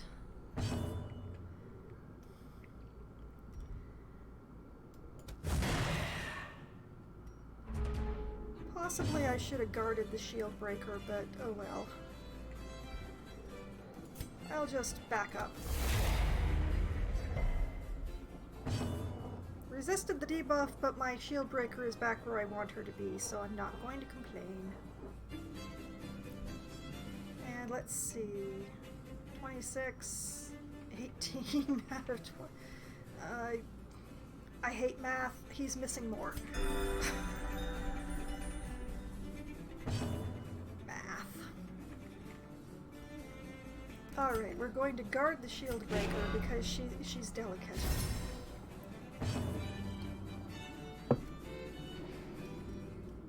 And yeah, sure, let's clear all the corpses. I know there's only one, but... Oh, nice dodge. Excellent dodge. Less dodging.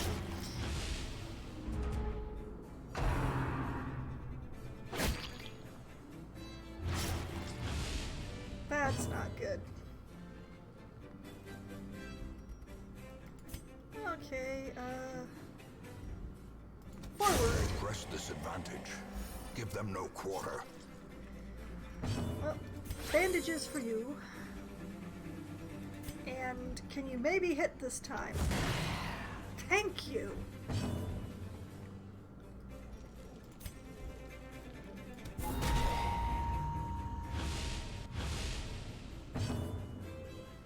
And we'll heal him.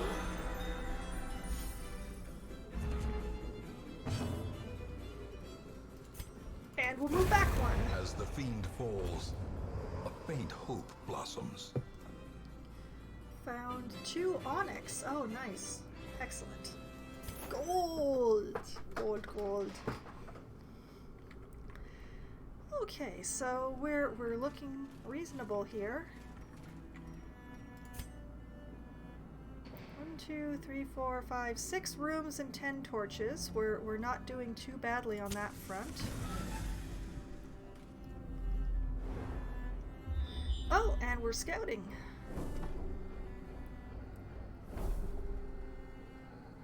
Oh, interesting. Okay, so there's a battle and a curio, and I missed out on 2 loot chances, which I don't care. Sorry, game.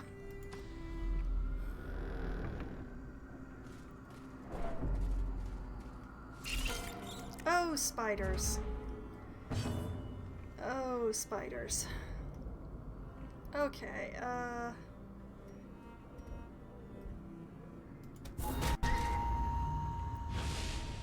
we'll just start debuffing the spiders. Apologies to anyone watching with arachnophobia that I forgot to warn that there might be spiders. Yeah, this one's already hurt. Oh, come on. It was right there. Such a terrible assault cannot be left unanswered. And now he's both stunned and marked. I hate spiders. I don't have a fear of spiders, but in the game they just kind of suck. Dodgy little bastards.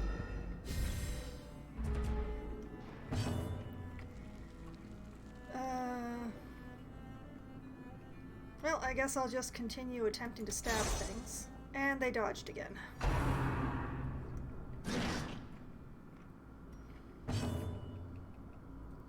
Well, let's continue with the debuffs then.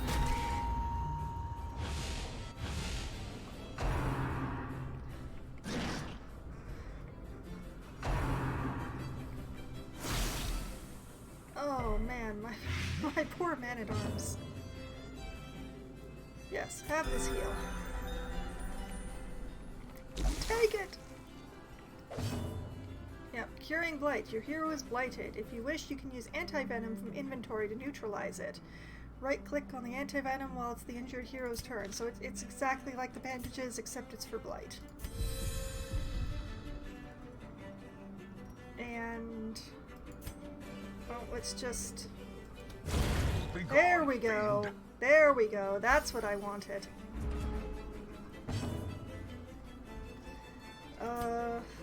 Expose? Very nice. Very nice. Good job. Their formation is broken. Maintain the offensive. Okay, that's getting slightly better now. I hate how much dodge spiders have. I mean, look at that 15 dodge. Where does a level 1 critter get with 15 dodge when the greatest of my heroes has 7?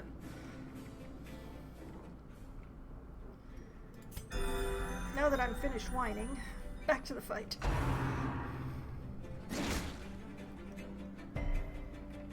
Aha! He resisted it this time.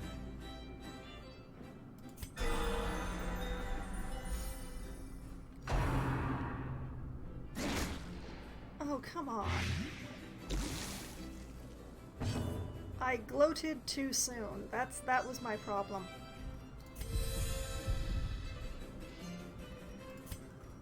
Please hit. Oh, come on.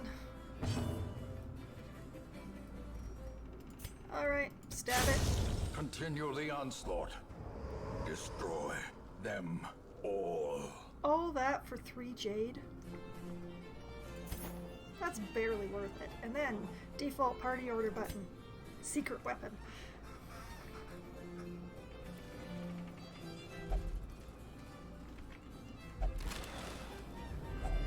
A fortune. Oh, excellent. Waiting to be Heirlooms. spent.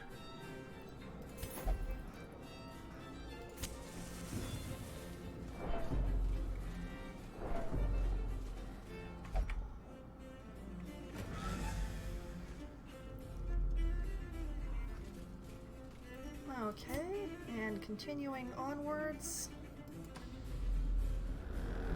Oh, I forgot to check ahead of time. Okay, one moment. 10% trap chance. 20% trap chance. 10% trap chance. 20% trap chance. We're doomed! Okay, shield breaker. I hope you get really lucky.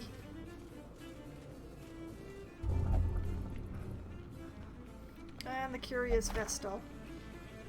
Unremarkable. That's what you get. Okay. Oh, thank goodness the 20% chance went off.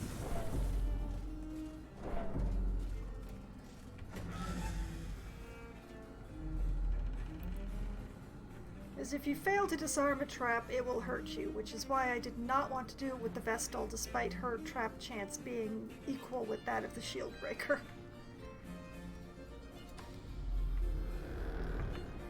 Continuing onwards. And they're hungry. But that's why I brought food.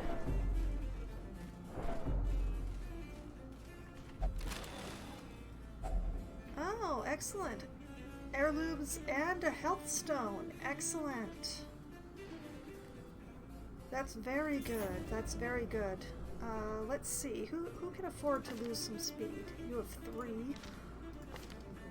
You have 8. You have 6. And you have 4. Okay.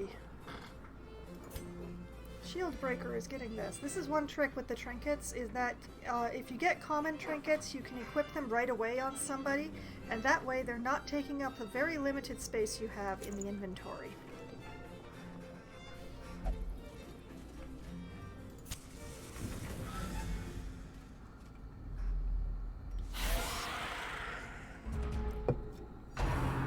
Oh no.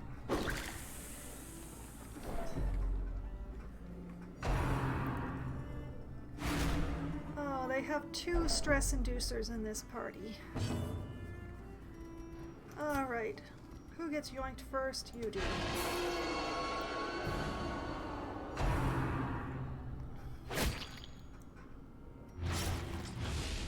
The will to fight falters. What do you mean the will to fight falters? They're not even at half HP.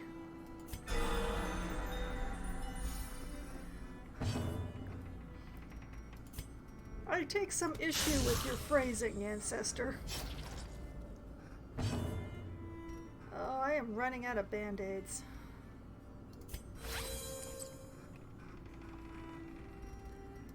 Okay. Oh no! Why do you keep missing? Mortimer!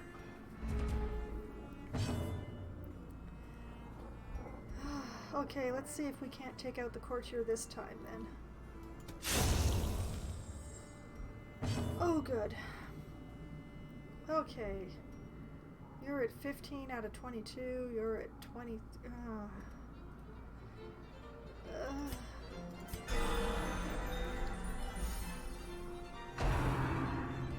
Of course. Well, I can't say that's an entirely bad thing. Although, if you could stop bleeding my my man-at-arms, that would be awesome. You.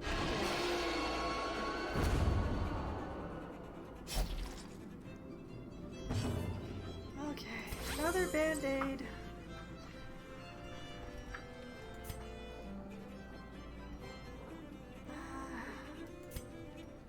Guard the shield breaker. You're not gonna hit anybody anyway.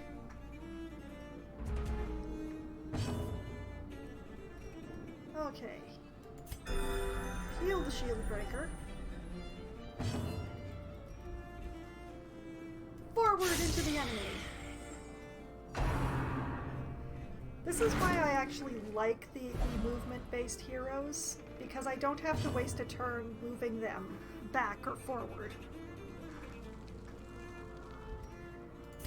I'm just gonna... Oh, no, I can't reach her. Okay then. Debuff it is. Yeah.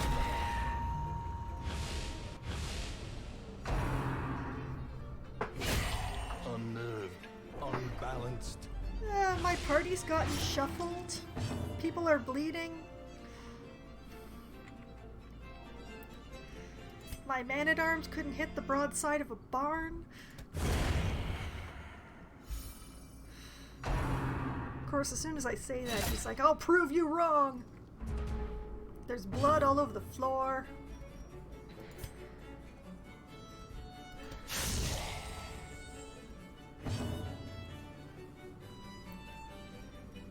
And... you know what, let's stack the debuff.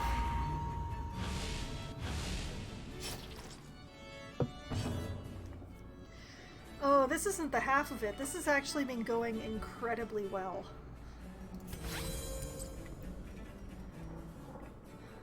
Nobody's reached 100 stress yet, and it's weirding me out. Healer, heal thyself.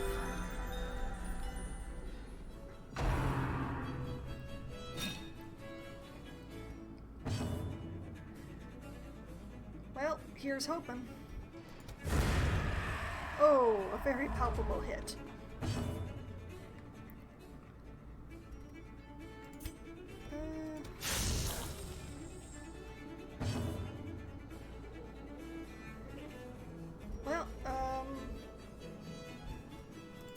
You know what? This clears corpses. Let's do that. There we go. Now everybody can reach everything.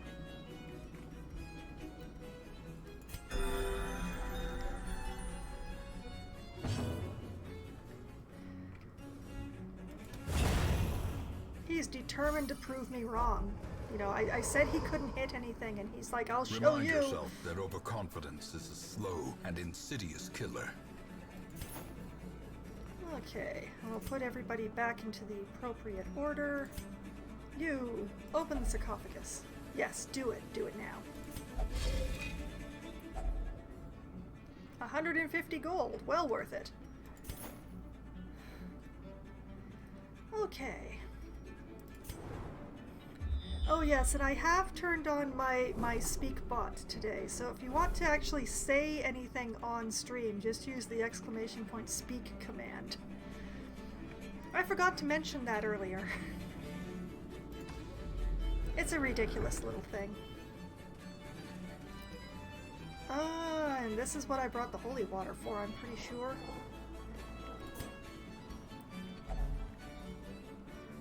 Pour some holy water over that.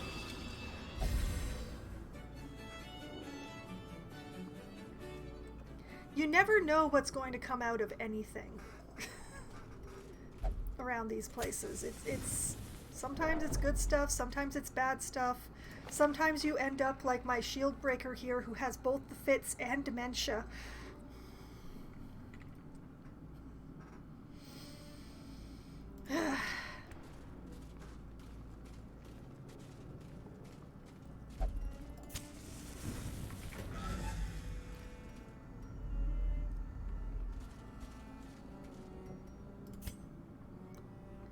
Okay, we have 2 rooms left, and a trap that we know of.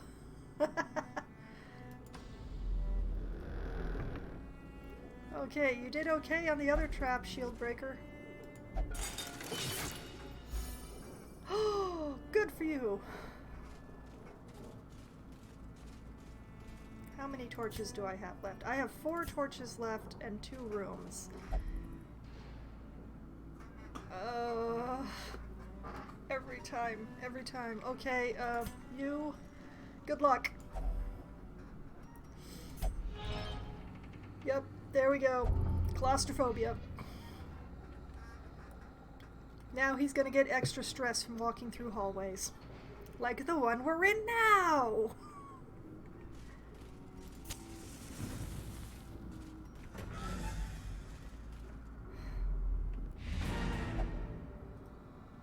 And the quest is complete, but nobody is half dead, so we're gonna go and check out that last room.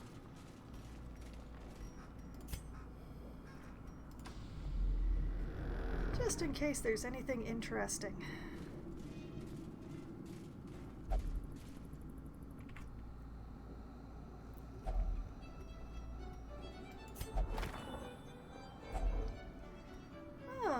Journal page. Okay.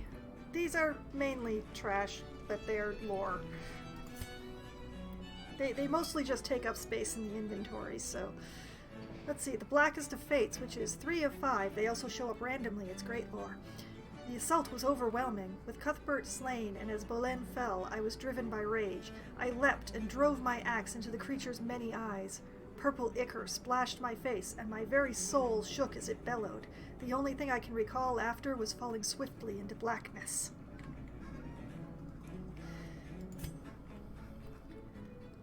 The fact that this person's journal page is in here indicates that they are most likely dead.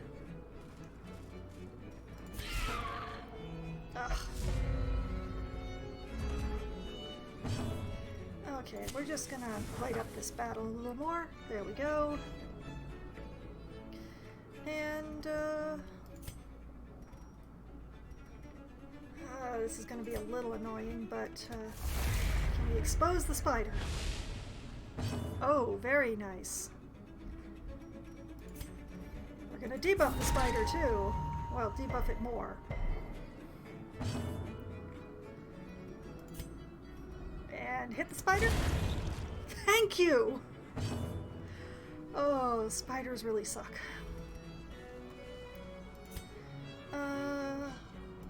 Heal the shield breaker.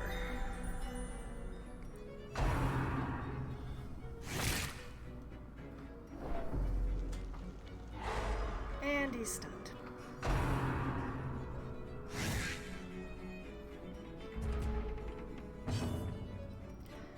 Okay. Forward. Oh, wow. Well done.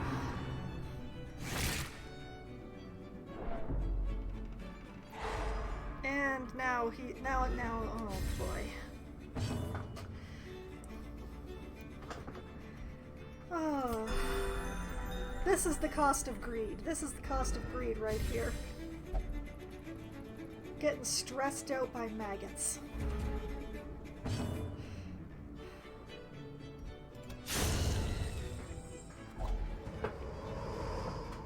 A trifling victory, but a victory nonetheless.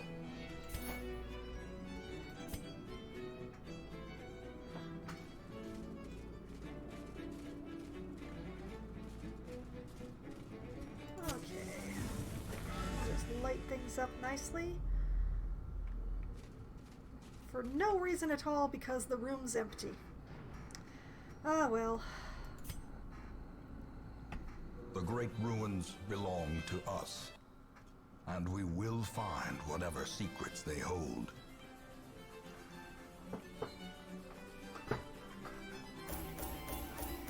Alright, now we add up our treasure.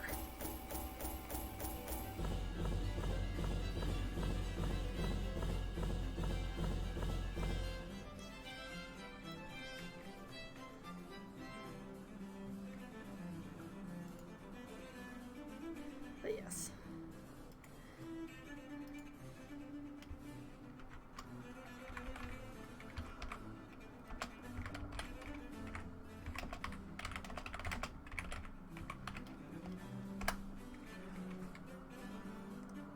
Foxwine says, spiders are the worst. Ta-da! I'm proud of my bot. Okay, so Mortimer, our man-at-arms, has gotten Dacomania, which means he's obsessed with killing. LoppyJCF says, yes they are. Yes, they are. Okay, obsessed with killing. That's not actually that much of a problem. And has become evasive, which increases his dodge. Excellent. Our incredibly diseased shield breaker Evelyn has a guilty conscience, bears the crushing guilt of deeds real and imagined. I think that increases stress under certain situations, but I can't remember off the top of my head. And has become deadly, which increases her crit by 2%. That is really good. I don't care about your conscience. We're keeping you. After we've cured all your many, many diseases. And watered has plutomania. He is manic for money, which means he's probably going to jump on anything in the dungeon that looks like it might have money in it. Or that he thinks might have money in it. But still, and as I predicted, Evelyn has not leveled from this dungeon, unlike everybody else. That's what dementia will do to you.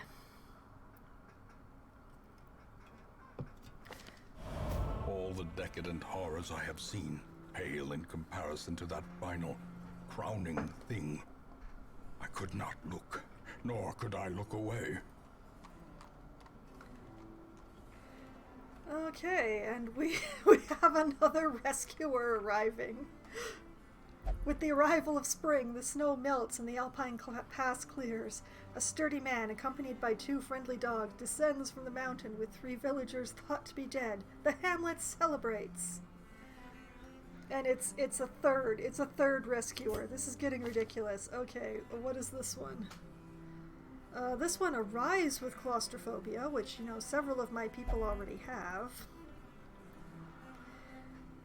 And is an Eldritch Slayer, which means that he has extra accuracy and crit damage against the Eldritch. So, you know, he comes along with a suite of only healings and buffing skills. And no attacks at all. Oh, wait. Oh, one attack.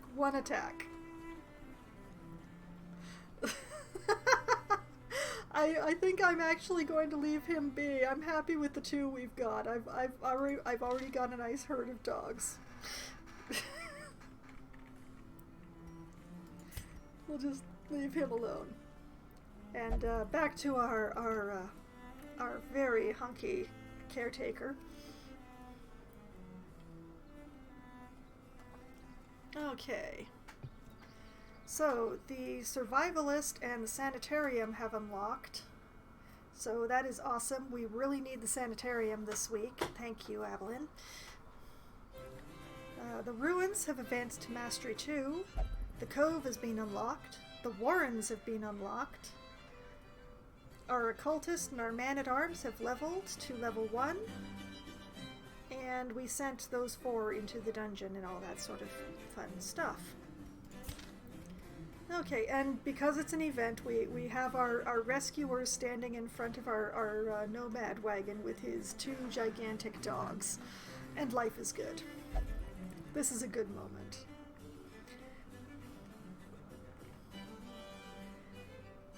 Anyway, we still don't really have anybody who's stressed enough to be sent to stress relief, although I think we're going to have to switch Vestals for the next time around and just... people will passively recover stress in town. I think it's something like 5 or 10 stress a week. They'll just passively get back while they hang around in town. So we can just leave Tala behind, and we can take Dakra on a run or 2. But we have the Survivalist now. At home in wild places, she is a stalwart survivor and a strict instructor. This is where one buys camping skills. I haven't actually been camping yet, but well, she's just a hand. So we use Dakra as an example. Basically, when you camp, you can use specific skills to camping to give benefits to the party, relieve stress, heal them, make it so that you won't be attacked in the dark while you're trying to sleep, stuff like that. I haven't actually been looking at the camping skills that anyone has because I don't intend to take any quests that are long enough to camp yet, because it takes so much more provisions, and I want to, you know, I want to have some money to fall back on for things. But, like, as you can see here, there are 3 camping skills that Dakra has unlocked already, and 4 more that she can unlock. But like she has Bless, which will give a buff to one of the other party members for accuracy and dodge. She has Chant, which is a stress reliever, depending on whether the character is religious or not. As far as I know, only Vestals and Crusaders are considered to be religious, but I'm not 100% sure on that. But as far as it goes. And she has Wound Care, which is a heal, which also removes bleeding or blight if you happen to camp while having bleeding or blight. And we'll just... Survivalist only has the one upgrade branch tree, so she's fairly simple. But then the Sanitarium, which we really need. We really need this. Treatment. The Sanitarium is most often used to remove negative quirks and treat diseases, but you can also use it to reinforce a positive quirk, which will lock it into place and prevent new positive quirks from displacing it. You can lock a maximum of 3 positive quirks per hero. The main thing is that you can only have so many quirks. The quirks do not scroll. So if you have a full list of positive quirks and another positive quirk happens to come along, it will overwrite a random one of your old positive quirks. But if you lock your positive quirk, then it can't overwrite that particular one. But it's very expensive. Quirks are quite expensive to do anything with. I'll just show here, because we know you have some, like Tally here has locked in her quirks, which means that if I wanted to remove, say, Flagellant, it would cost me 5,000 gold. Which I'm not doing at this point. I don't have 5,000 gold to fritter away like that. Back you go. But say if you have somebody who is, like say I wanted to remove Dive's weak grip, that would only cost 1,500 because it's a weaker quirk for one, and also it's not locked in place, so it costs less. Different things cost different amounts of money. It's basically how it goes with that. But also, we can treat diseases here. We can cure diseases. And man, do we have diseases we need to cure. Now, let's see if I can reduce the cost here. Medical devices. Reduce disease treatment cost by 13%. We'll be taking that. Experimental techniques and tonics can overcome things a sharpened sword cannot. Yes. And you know what? We have enough of the crests and the busts to do this as well, and increase the chance of curing both diseases at the same time. We can just cross my fingers and hope on this one. Okay, that's enough of that. So, let's see. This one is definitely the worst one, which means it's going to be the more expensive one. Yeah, 650 for that one. Oh no, wait, they're both 650. Well, I'm going to start with the dementia because, in my opinion, the inability level is much worse. So, we commit our hero for treatment. How many leeches does this really take? Okay, that means that for a week she will be unavailable because she's going to be apparently leeched of her dementia. But that's okay because we've got 4 heroes in the stagecoach. Oh, excellent. We have a good selection here. We have 2 more frontliners and 1, I'll call him a midliner, sorta, and a backliner. Our backliner would be our musketeer here. She's a range class. She's actually a DLC class. A free DLC, but DLC all the same. She's a cove tactician, so she gets extra damage in the cove. But she's infirm, which means she receives less healing. Let's see, she's got aimed shot, which does extra damage and extra crit versus marked targets. She has smokescreen, which is an accuracy and crit debuff for the target, which is excellent. Oh, and that hits both of the 2 back ones. That is great. Call the shot, which is a mark, perfect, excellent. And she has patch up, which is a heal, which because of a little mod that I got, cures bleeding as well as healing, and makes it so that the target receives more healing.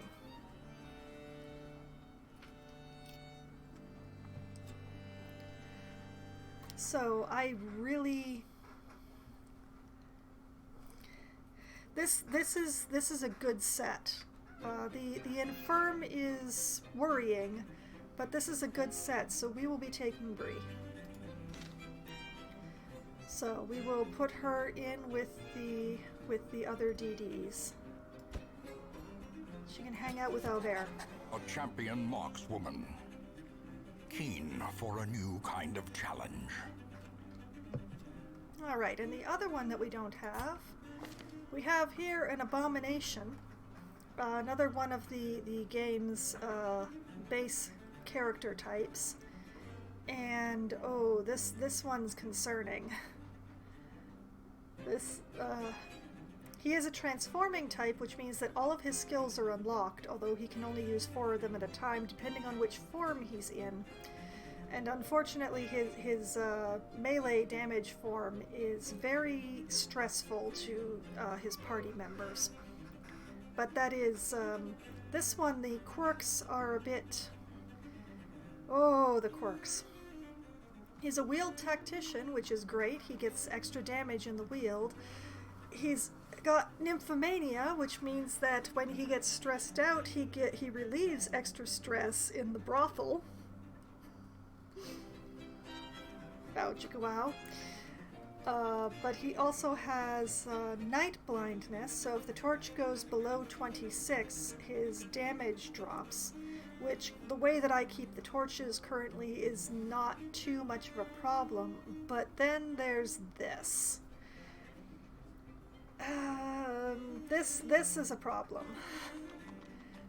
Weak grip on life, which gives minus 10% death blow resist, and they have like practically no death blow resist in the first place. Most of these people, basically, when your HP gets dropped down to 0, you have basically a turn's worth of chance of maybe actually living through it, because you'll actually still be alive, but pretty like any attack that you take will probably kill you.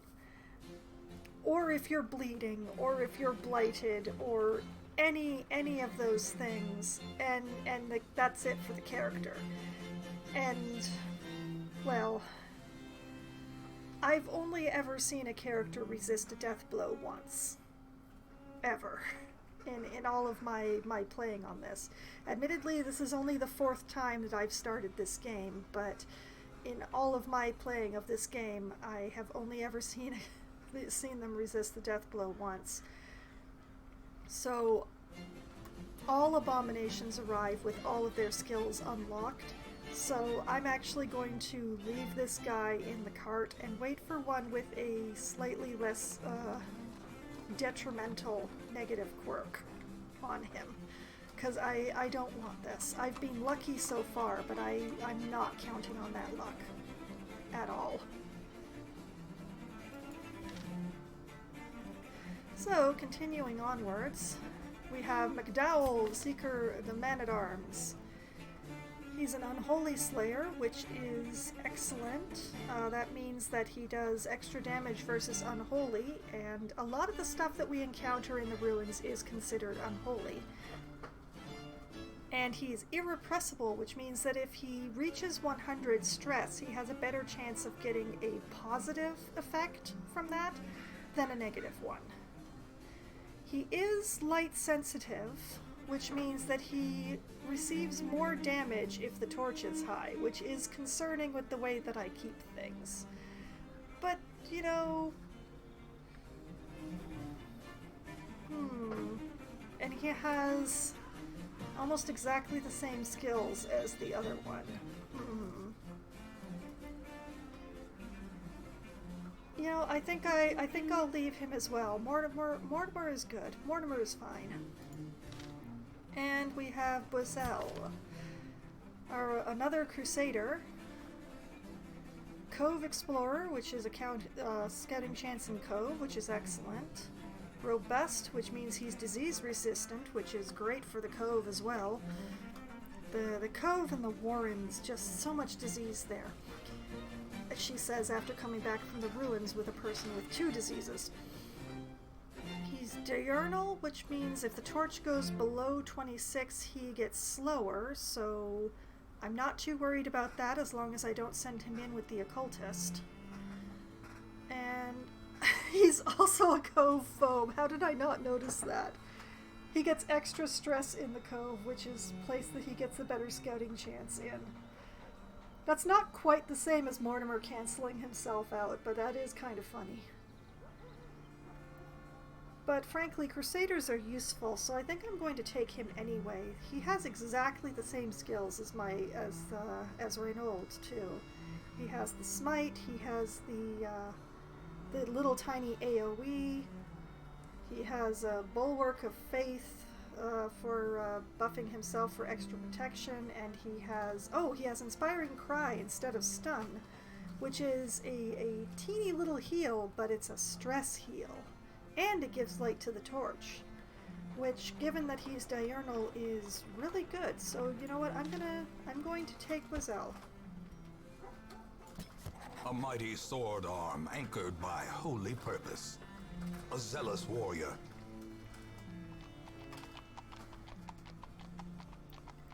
I wish that there had been a grave robber in one of these in one of these carts, because grave robbers are actually really good in the Cove, in my opinion. As the shield breaker is also good in the Cove. The Cove, the Cove has fish, and fish have extra armor because they're scaled, because scale armor is a thing. And it's always better to have somebody with armor piercing to go into the Cove.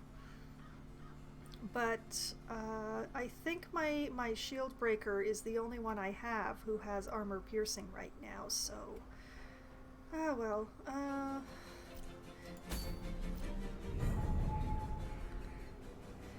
It is 10:32. I am going to run one more dungeon, and then I'm going to call it a night, because yeah, I just want to run one more. As I was just saying, we're going to avoid the Cove because I don't really have armor piercing around. We do have the boss quest in the ruins, which I'm not going to go on yet because I refuse to go in there without upgraded equipment. So let's see, we have the Weald. We have a short quest for completing 100% of room battles. And that will reward with a caution cloak. Isn't that the same as before? A 10% scouting chance with minus 10 speed on the first round. Oh my goodness. Well, it's a cloak, but it's not the same cloak. Okay.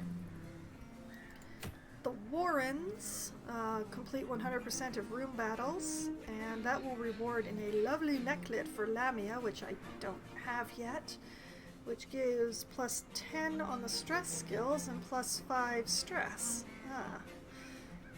Not the greatest trinket. And we've got Short Apprentice for complete 100% of room battles in the ruins, which gives a Grave Robber Quickening Satchel for plus 2 speed for a Grave Robber that I don't have yet.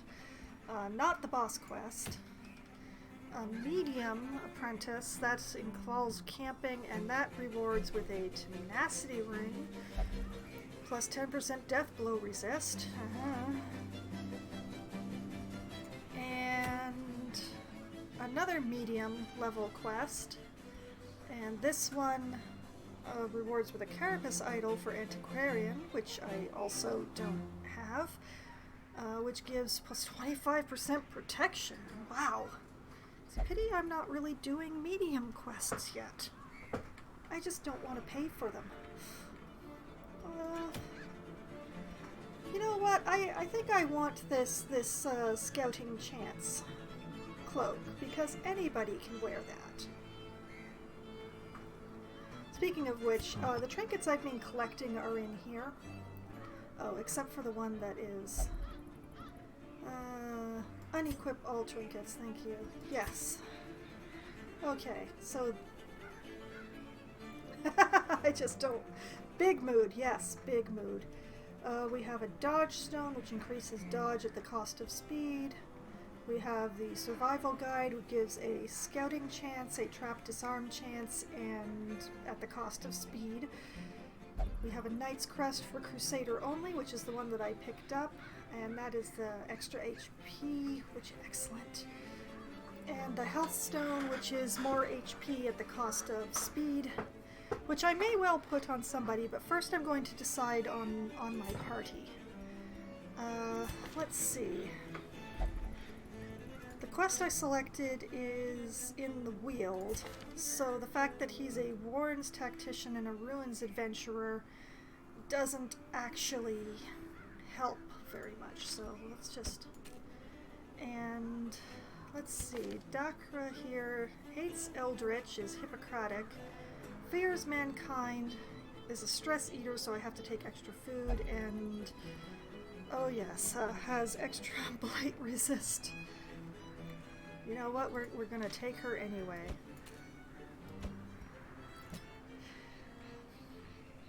So now what do we take?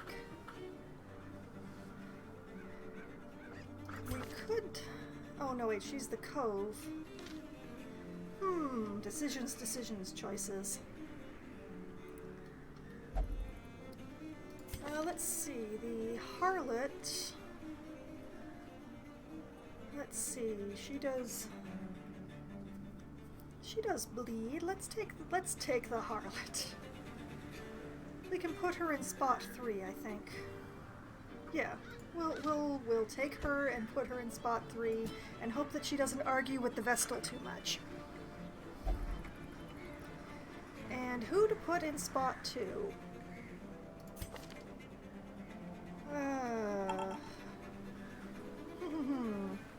Should we take the Salamander again? Yeah, let's take the Salamander again. This is gonna be a weird ass party is what this is. Yes, I like this. This is ridiculous. We're going to go with this.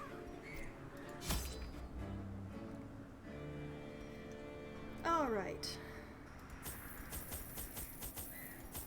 Okay, 8 food for the regular, and we'll add 4 more for stress eating.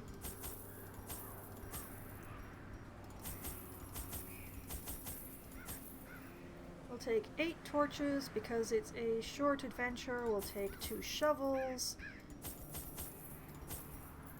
We'll take 4 bandages, 4 anti-blight, a key, and heck, let's throw in a holy water while we're at it. Okay, one more dungeon, which I hope to not take too long to complete.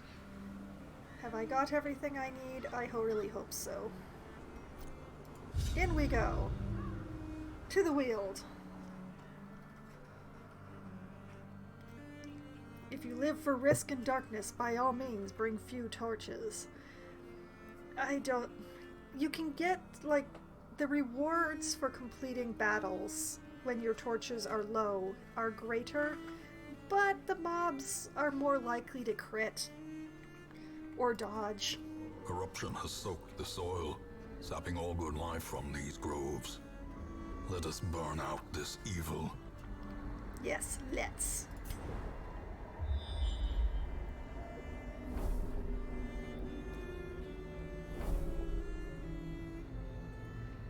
Oh boy. Well, this is complete 100% of room battles, and this has a room battle, so we're going here first. And immediately there's an obstacle in the way. This is why I Nature brought the herself, shovels. a victim to the spreading corruption, malformed with misintent.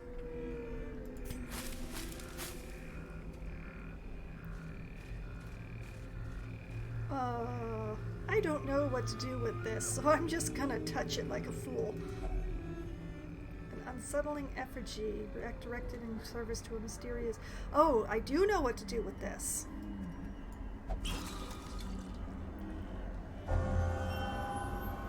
And he's a Warren's explorer now. That's awesome if I wasn't in the Weald.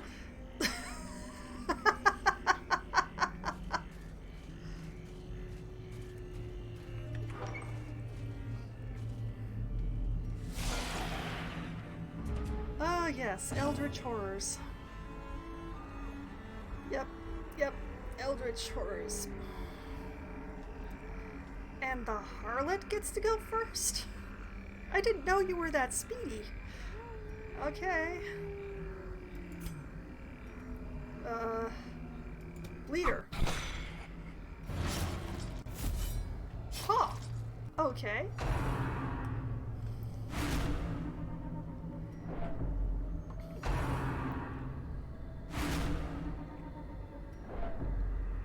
The Harlot's outfit is definitely something else, yes.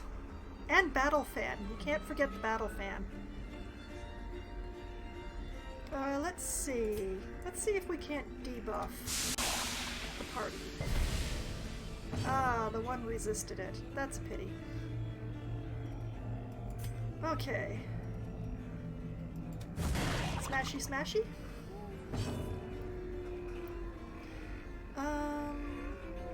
Nobody actually needs healing right now, so let's see if we can stun, darn it. A dizzying blow to body and brain. Oh no, that's very stressful. Their formation is Oh. broken. Counterattack! Maintain the offensive. Counterattack.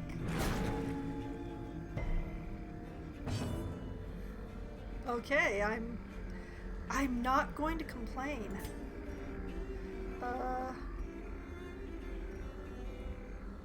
Can't reach that one, so I'll hit this one. Oh, darn. Resisted.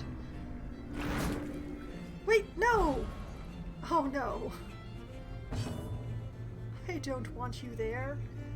But that's why I've got this. What does this do? Okay, you. Oh, it missed. But at least my Vestal is in healing position now. I just realized I have an almost 100% female party. I didn't do that on purpose, but I'm very amused by myself now. Okay, hit her.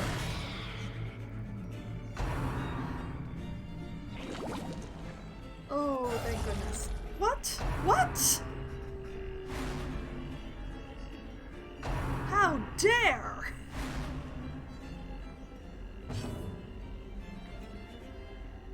This is awful. Press go now. disadvantage. Give them no quarter.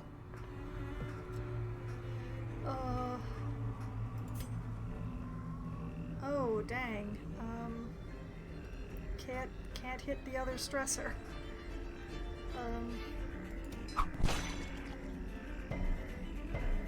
Yeah. Okay, well, it's already injured. Hit it. As the fiend falls, a faint hope blossoms. Okay, we're doing slightly better now. Let's just do, there we go. That's good. That's nice.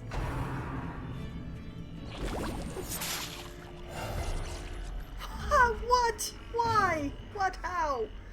No. How many times do I have to kill you?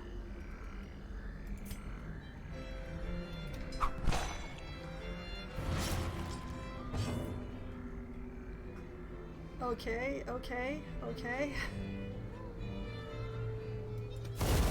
Continue the onslaught. Destroy them all. We're getting really bad on the stress front here.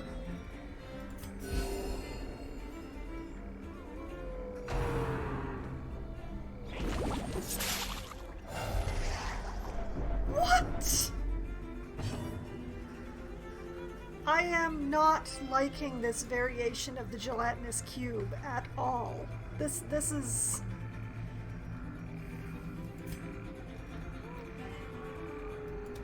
Die! A time to perform beyond one's limits. Oh, no, no, no. What do we got here?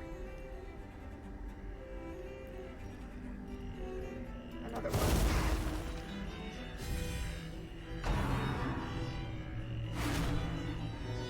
Oh! Oh, darn it. Oh, dear. The walls close And in. there it The is. shadows whisper of conspiracy. When heroes can't take the stress anymore, they can become afflicted. This manifests in different behaviors and stat changes.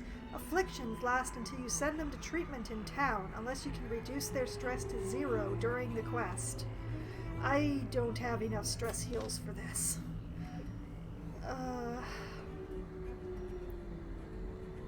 Yeah, I don't have enough stress heals for this. This is terrible.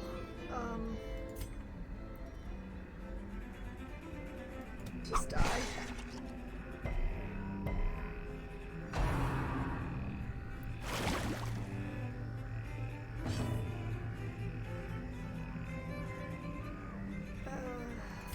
I'm gonna take a chance. Oh, I can't reach her? Okay. And it resists the stun.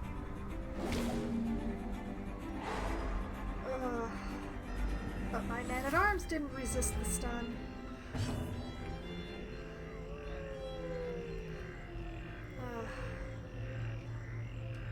Well, we're gonna try it. Here goes. Oh my god.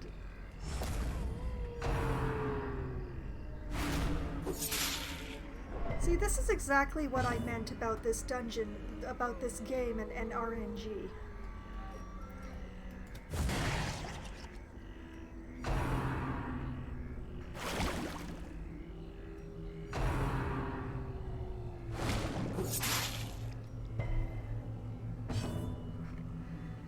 Oh, it's absolutely, this is awful.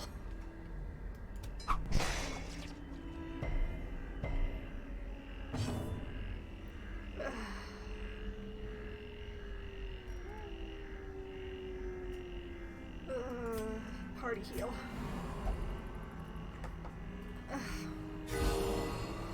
And the salamander refuses healing.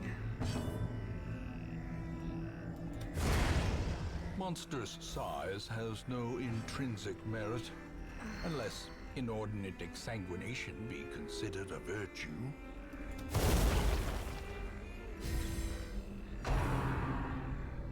Not again. Oh, she resisted it. I hate you and your paranoia now. Confidence I'll like you surges better as the enemy once your crumbles. paranoia is no longer paranoid. A momentary abatement. Okay, okay. Nice! Okay, I'll take it! Oh my god. Foolish horrors. Brought low and driven into the mud. Alright, take that. Journal page. Trampled journal, page 1 of 4.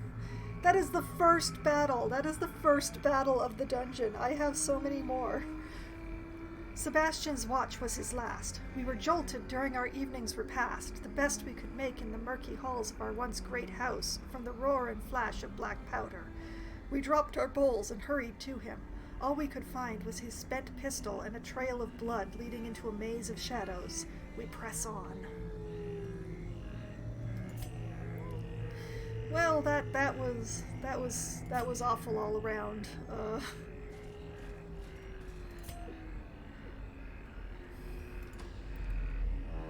1, 2, 3, 4, 5, possibly 5 more.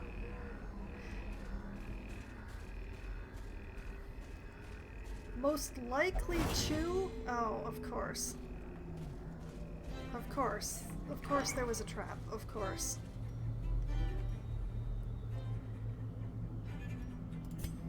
Okay. On to this room, which may possibly be empty. Oh, what do we have here? 15% on traps. I forgot to put on any trinkets. I'm a fool. 15% on traps. 10% on traps. 20% on traps. The Vestal is going to be trying to take out the trap.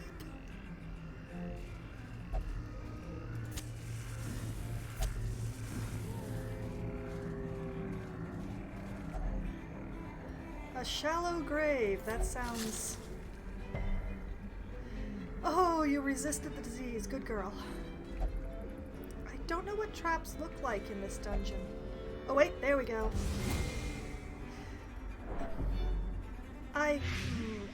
That was a failure of disarming, that was. And now she's blighted. Okay. You... Packs Okay. laden with loot are often low on supplies.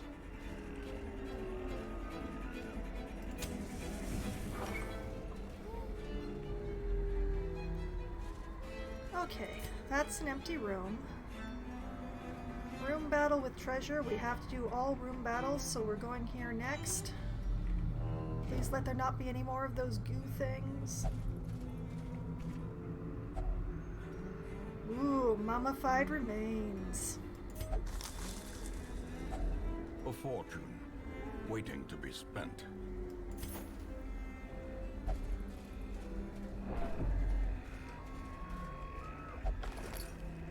A map! A map.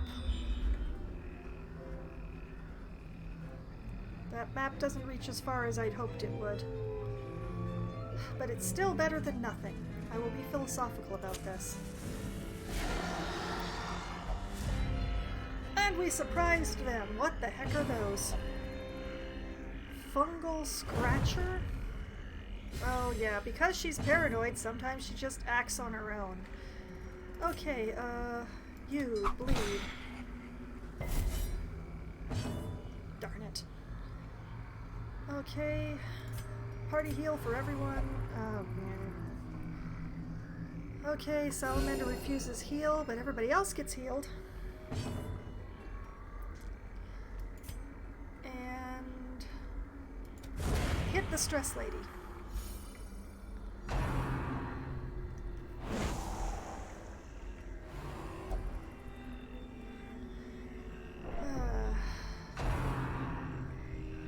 Open swipe. Get your hands off of her.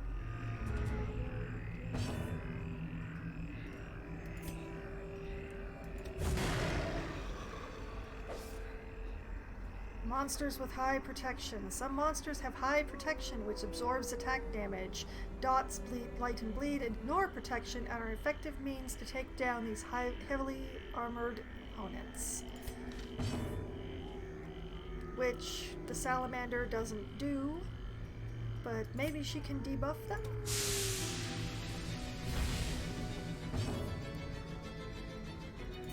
That'll work. Okay. Thank you for not refusing that heal. What is their bleed chance? 20%. Oh, not great, but not terrible either.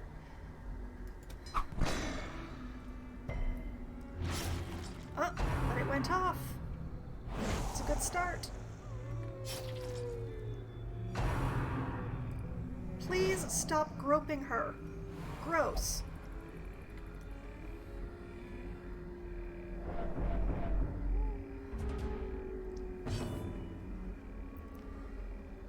Okay, fire? Kill it with fire!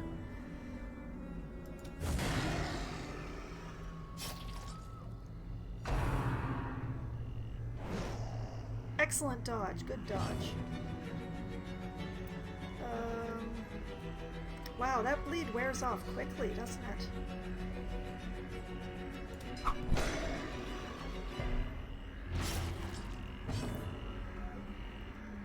Okay, please don't refuse this.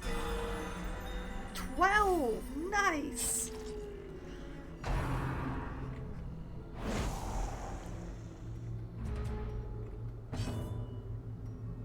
Okay, you... Whoa! 2 12s in a row! Good on! Okay. Alright, alright. 2 down, 1 to go.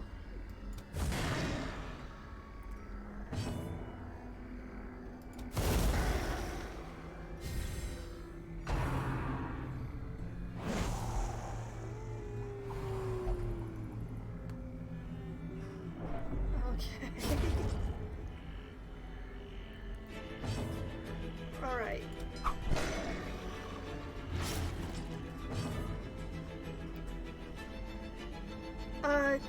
Yes, basically when they get stressed out to 100 plus, they develop either an affliction or a virtue. The salamander developed the affliction of being paranoid, which means that sometimes she's just like, "No! You're trying to steal my designs! Get off me!" and refuses to be healed.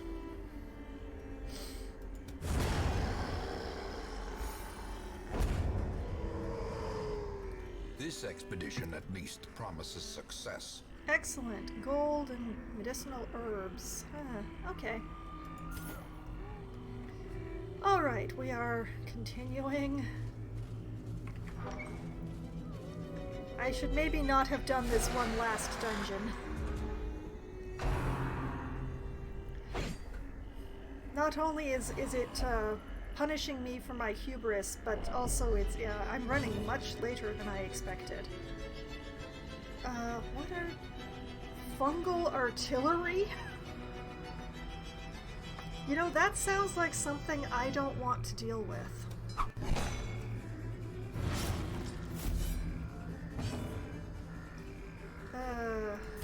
Party heal. Yeah, and there she goes again.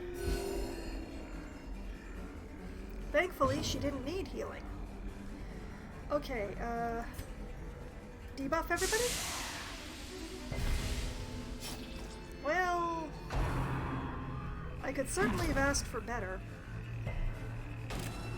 This place is gross. This is gross.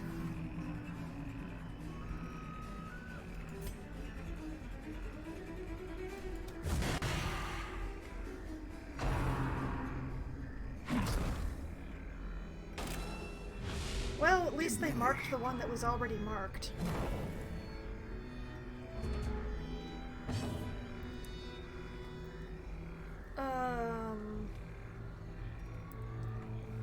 Let's see. Now that clears stuns, force guard, only -4 stress. No, that's not something I'm going to be using right now. So, you bleed. Oh, of course not. Of course not. Why would I think that would work? How could that possibly have worked?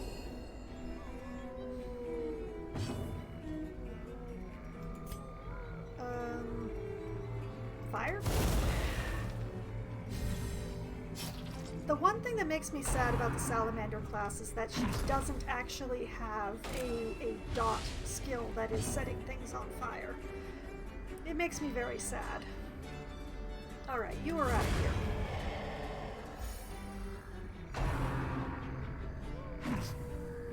Good dodge. Oh no. Oh, thank goodness. That could have done a horrifying amount of damage. Thank goodness it was dodged. You know what, leave that alone for the moment. Of course you'll miss. Of course you'll miss. I am being punished for my hubris from all sides.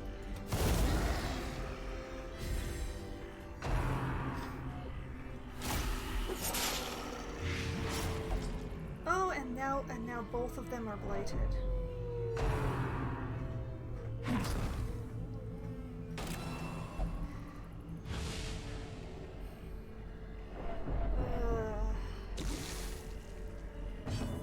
That's just great. Okay. That's what we've got these for. Alright, let's see if we can't get this guy moving. I will certainly take that. And you will take this. Okay, and let's just do it by the book. Yes. Use his heals again. The wounds of war can be healed, but never hidden.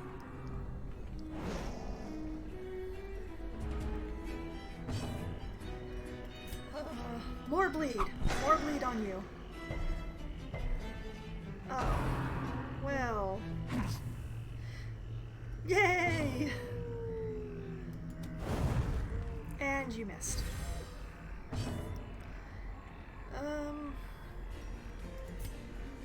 On the off chance. Yay! Cheers all around. Pop the corpse. And I'm gonna regret this, but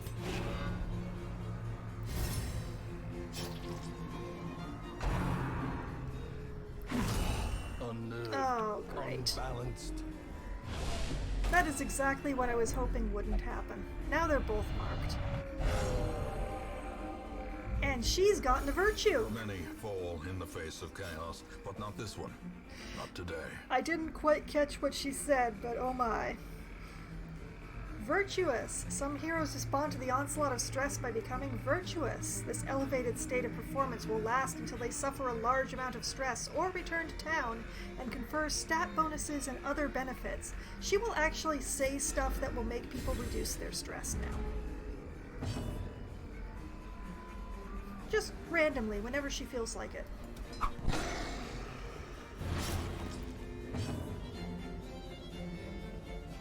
Sure, okay,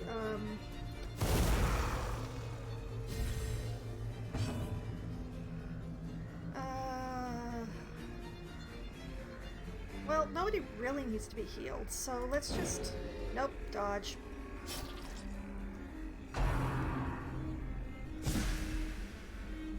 The heck does that do?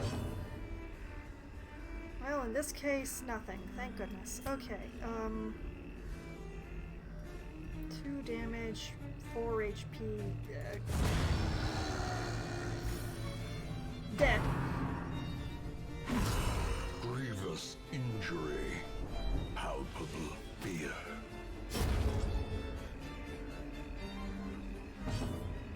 Okay, okay. Slowly we're making progress.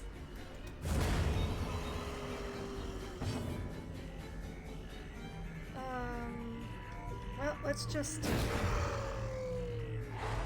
Oh, nice. Look at all that torchlight we've got now.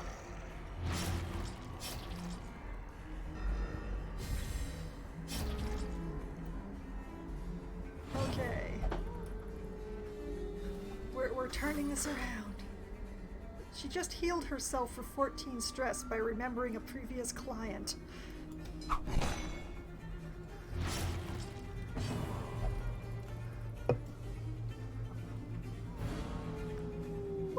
What are you doing back there, woman? Honestly.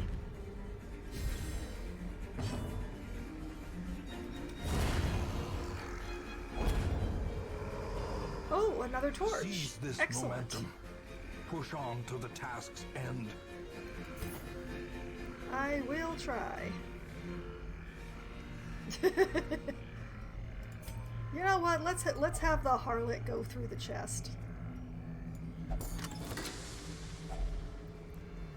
Very nice. I like her.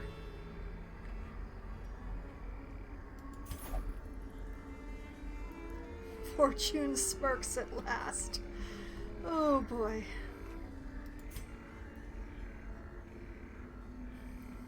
Yar har har har.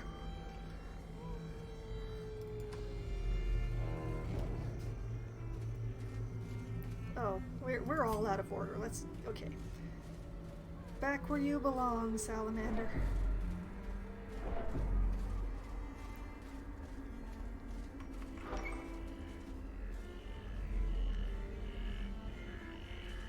Okay. Somehow we're going to manage this, right?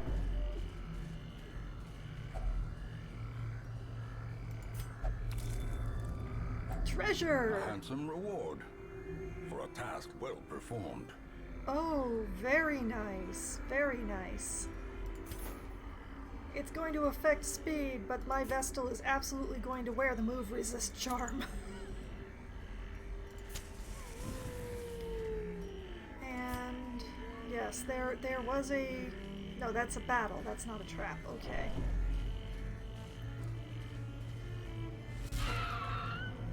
Maggots!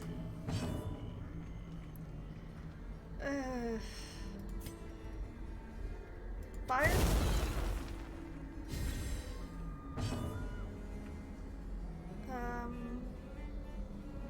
Well, fine. A few people are missing like 2 HP here and there. There we go.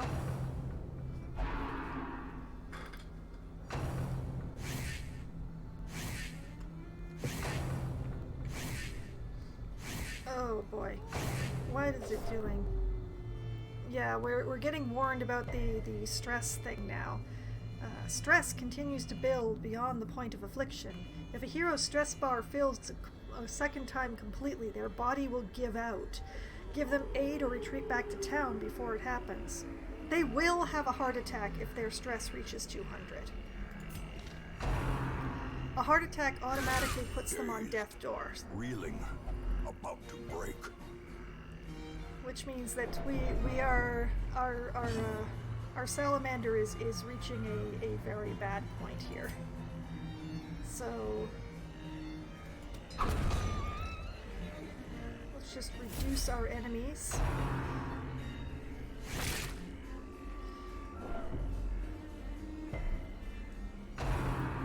She resisted the stun. I wish I had a stress heal.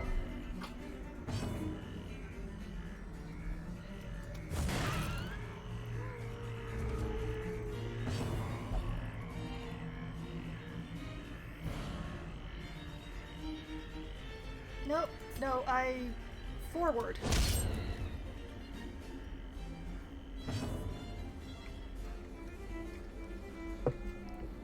Okay.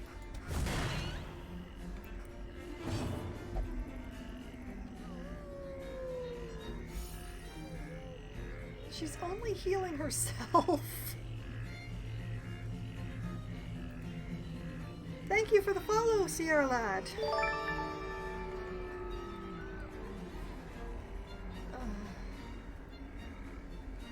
This takes away 4 stress.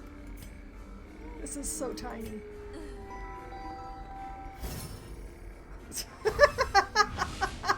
That animation!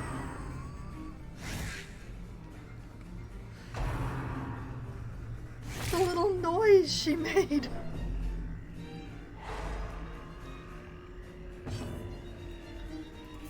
You're stunned, you can't refuse. Darn it! Why? Why, woman? And it's a complete refusal for this whole turn. Okay, fine. She's so dead. Don't refuse me a second time.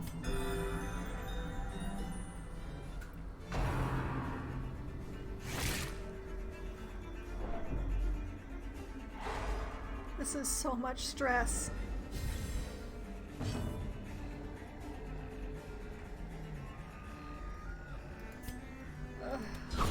Another abomination cleansed from our lands. Oh, my poor salamander.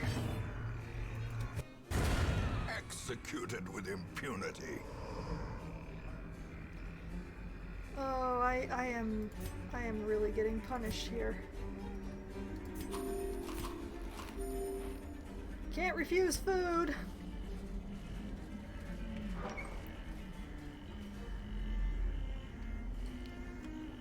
Okay, 2 more rooms.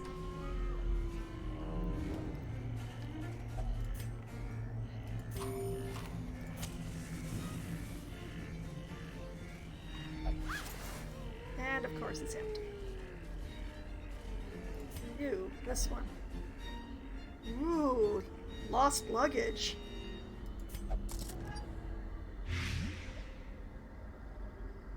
I deserved that.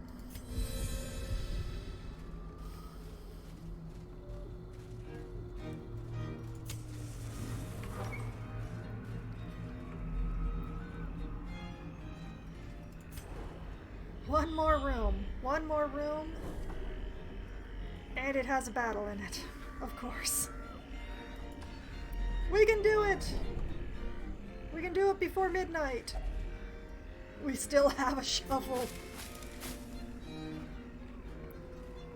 We can't cure blight anymore, and that's going to be fun, but...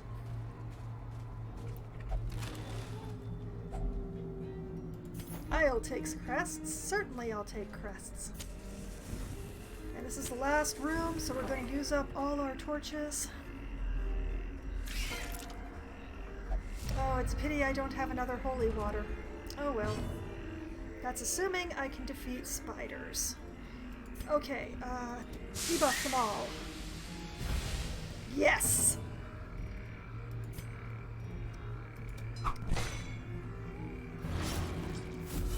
Excellent. Okay, we're starting all right, but this guy can't hit spiders.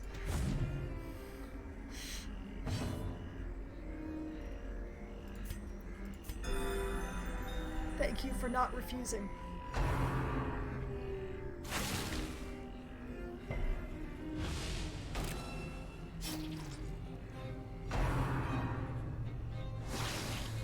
Yay, dodge! Oh.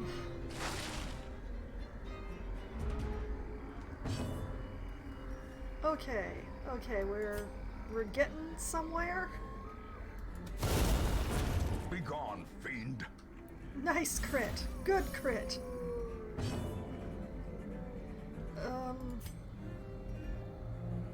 Stun? Resists the stun. So, can I kill this one? Excellent. And now he's blighted.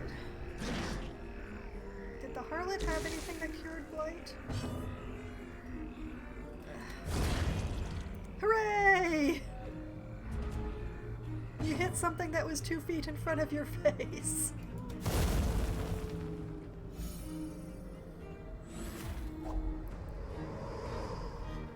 These nightmarish creatures can be felled. They can be beaten. And that's a fountain back there which needs holy water, which I don't have any of, so we're leaving. We're going back to the hamlet. Driving out corruption is an endless battle, but one that must be fought.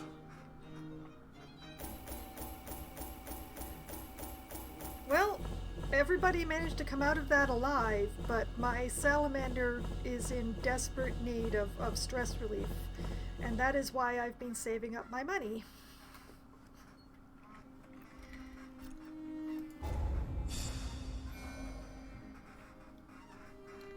Okay, so Mortimer, our man-at-arms, is marked by the flock, which is part of another mod that I have that I won't go into detail on right now, but Talon is hunting me. Well, Talon is hunting him. And he has become an unholy hater, which pretty awesome. And our salamander has become a Warrens explorer, which gives her a 10% scouting chance in the never ends. And our harlot has gained a level, but nothing else, which is hard to complain about, all things considered.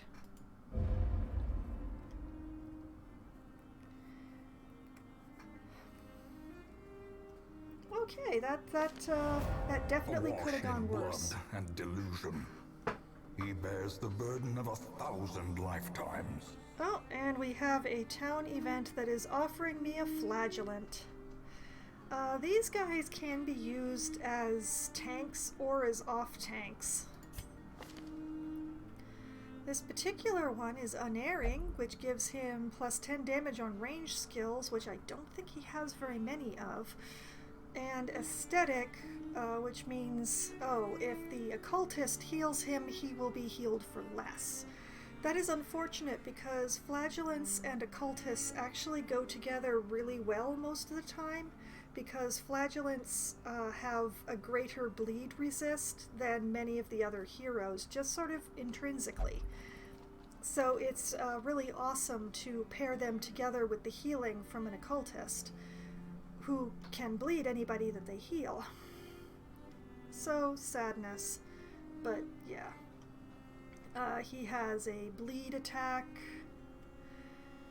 He has a bleed attack. He has a bleed attack. Which also heals himself. And he has this weird-ass thing, which I suppose counts as a buff, where he can transfer bleeding or blight that another teammate has onto himself. And except for not being able to send him out with the occultist like one normally would do with a flagellant, he's pretty good, and I'm taking him. He gets to sit right between the tanks and the DDs. There is power in the blood, for those with the fortitude to pay the price. Yes, indeed. Thank you. All right. And our shield breaker has been cured of her dementia and needs to go right back in again for the fits. Town event of Blood Surge. The harlot is now level 1. And that's everything that's happened here. And our poor salamander here desperately needs to go and get some stress healing. She can't meditate, so I'm going to send her to pray.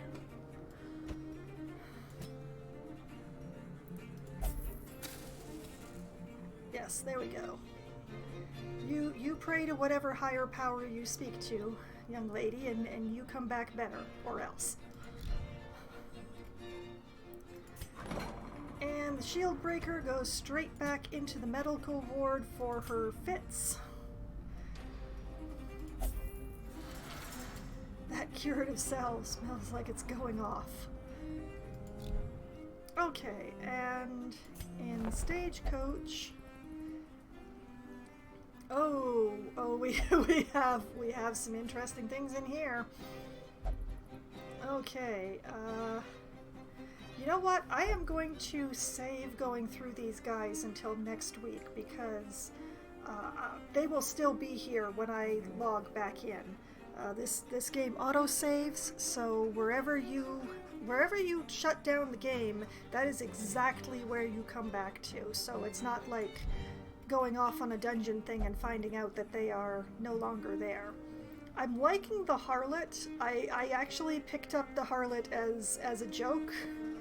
I didn't think that I would like her as much as I do, but that she is something else. I like her. Dakra might need some stress relief. I will decide that next week. In any case, this is where I am going to wrap up for the night, because I have gone for quite a long time past where I meant to be. So, thank you very much for joining me on this journey through the darkest dungeon, where I swear I only kept the salamander by miracle. So,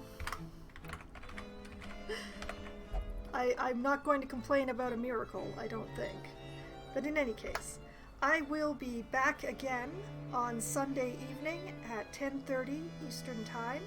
Oh, sorry, at 10 p.m. Eastern Time, where I will be continuing to investigate a murder mystery in Disco Elysium as an absolutely terrible human being who is somehow managing to be a good police detective. I'm not sure how either. I've just been getting really lucky on my rolls. Be that as it may, I'm really enjoying the journey. I hope other people enjoy the journey with me and join me on Sunday night for that. And then I will be back again after that on Wednesday evening, starting at 7 p.m. Eastern Time-ish, where I will be continuing to play Among Us with a bunch of my writer friends, and, you know, maybe we'll continue playing the airship, maybe we'll play some other map, but we will be trying out the proximity chat mod, so that should be interesting because none of us have actually played on that mode before. So that should be fun. And then Darkest Dungeon, I will be continuing with this campaign in Darkest Dungeon next week on Thursday for Try Not to Die Thursday, starting at 7:30 p.m. Eastern Time and going until it's supposed to be 10:30, but it's nearly an hour later now. Why did I go an hour later? Because I decided to run one more dungeon. In any case, I hope to see you then, and I hope you had a lot of fun tonight. I certainly did. And I hope to see you again on Sunday. Have a good night. Good night.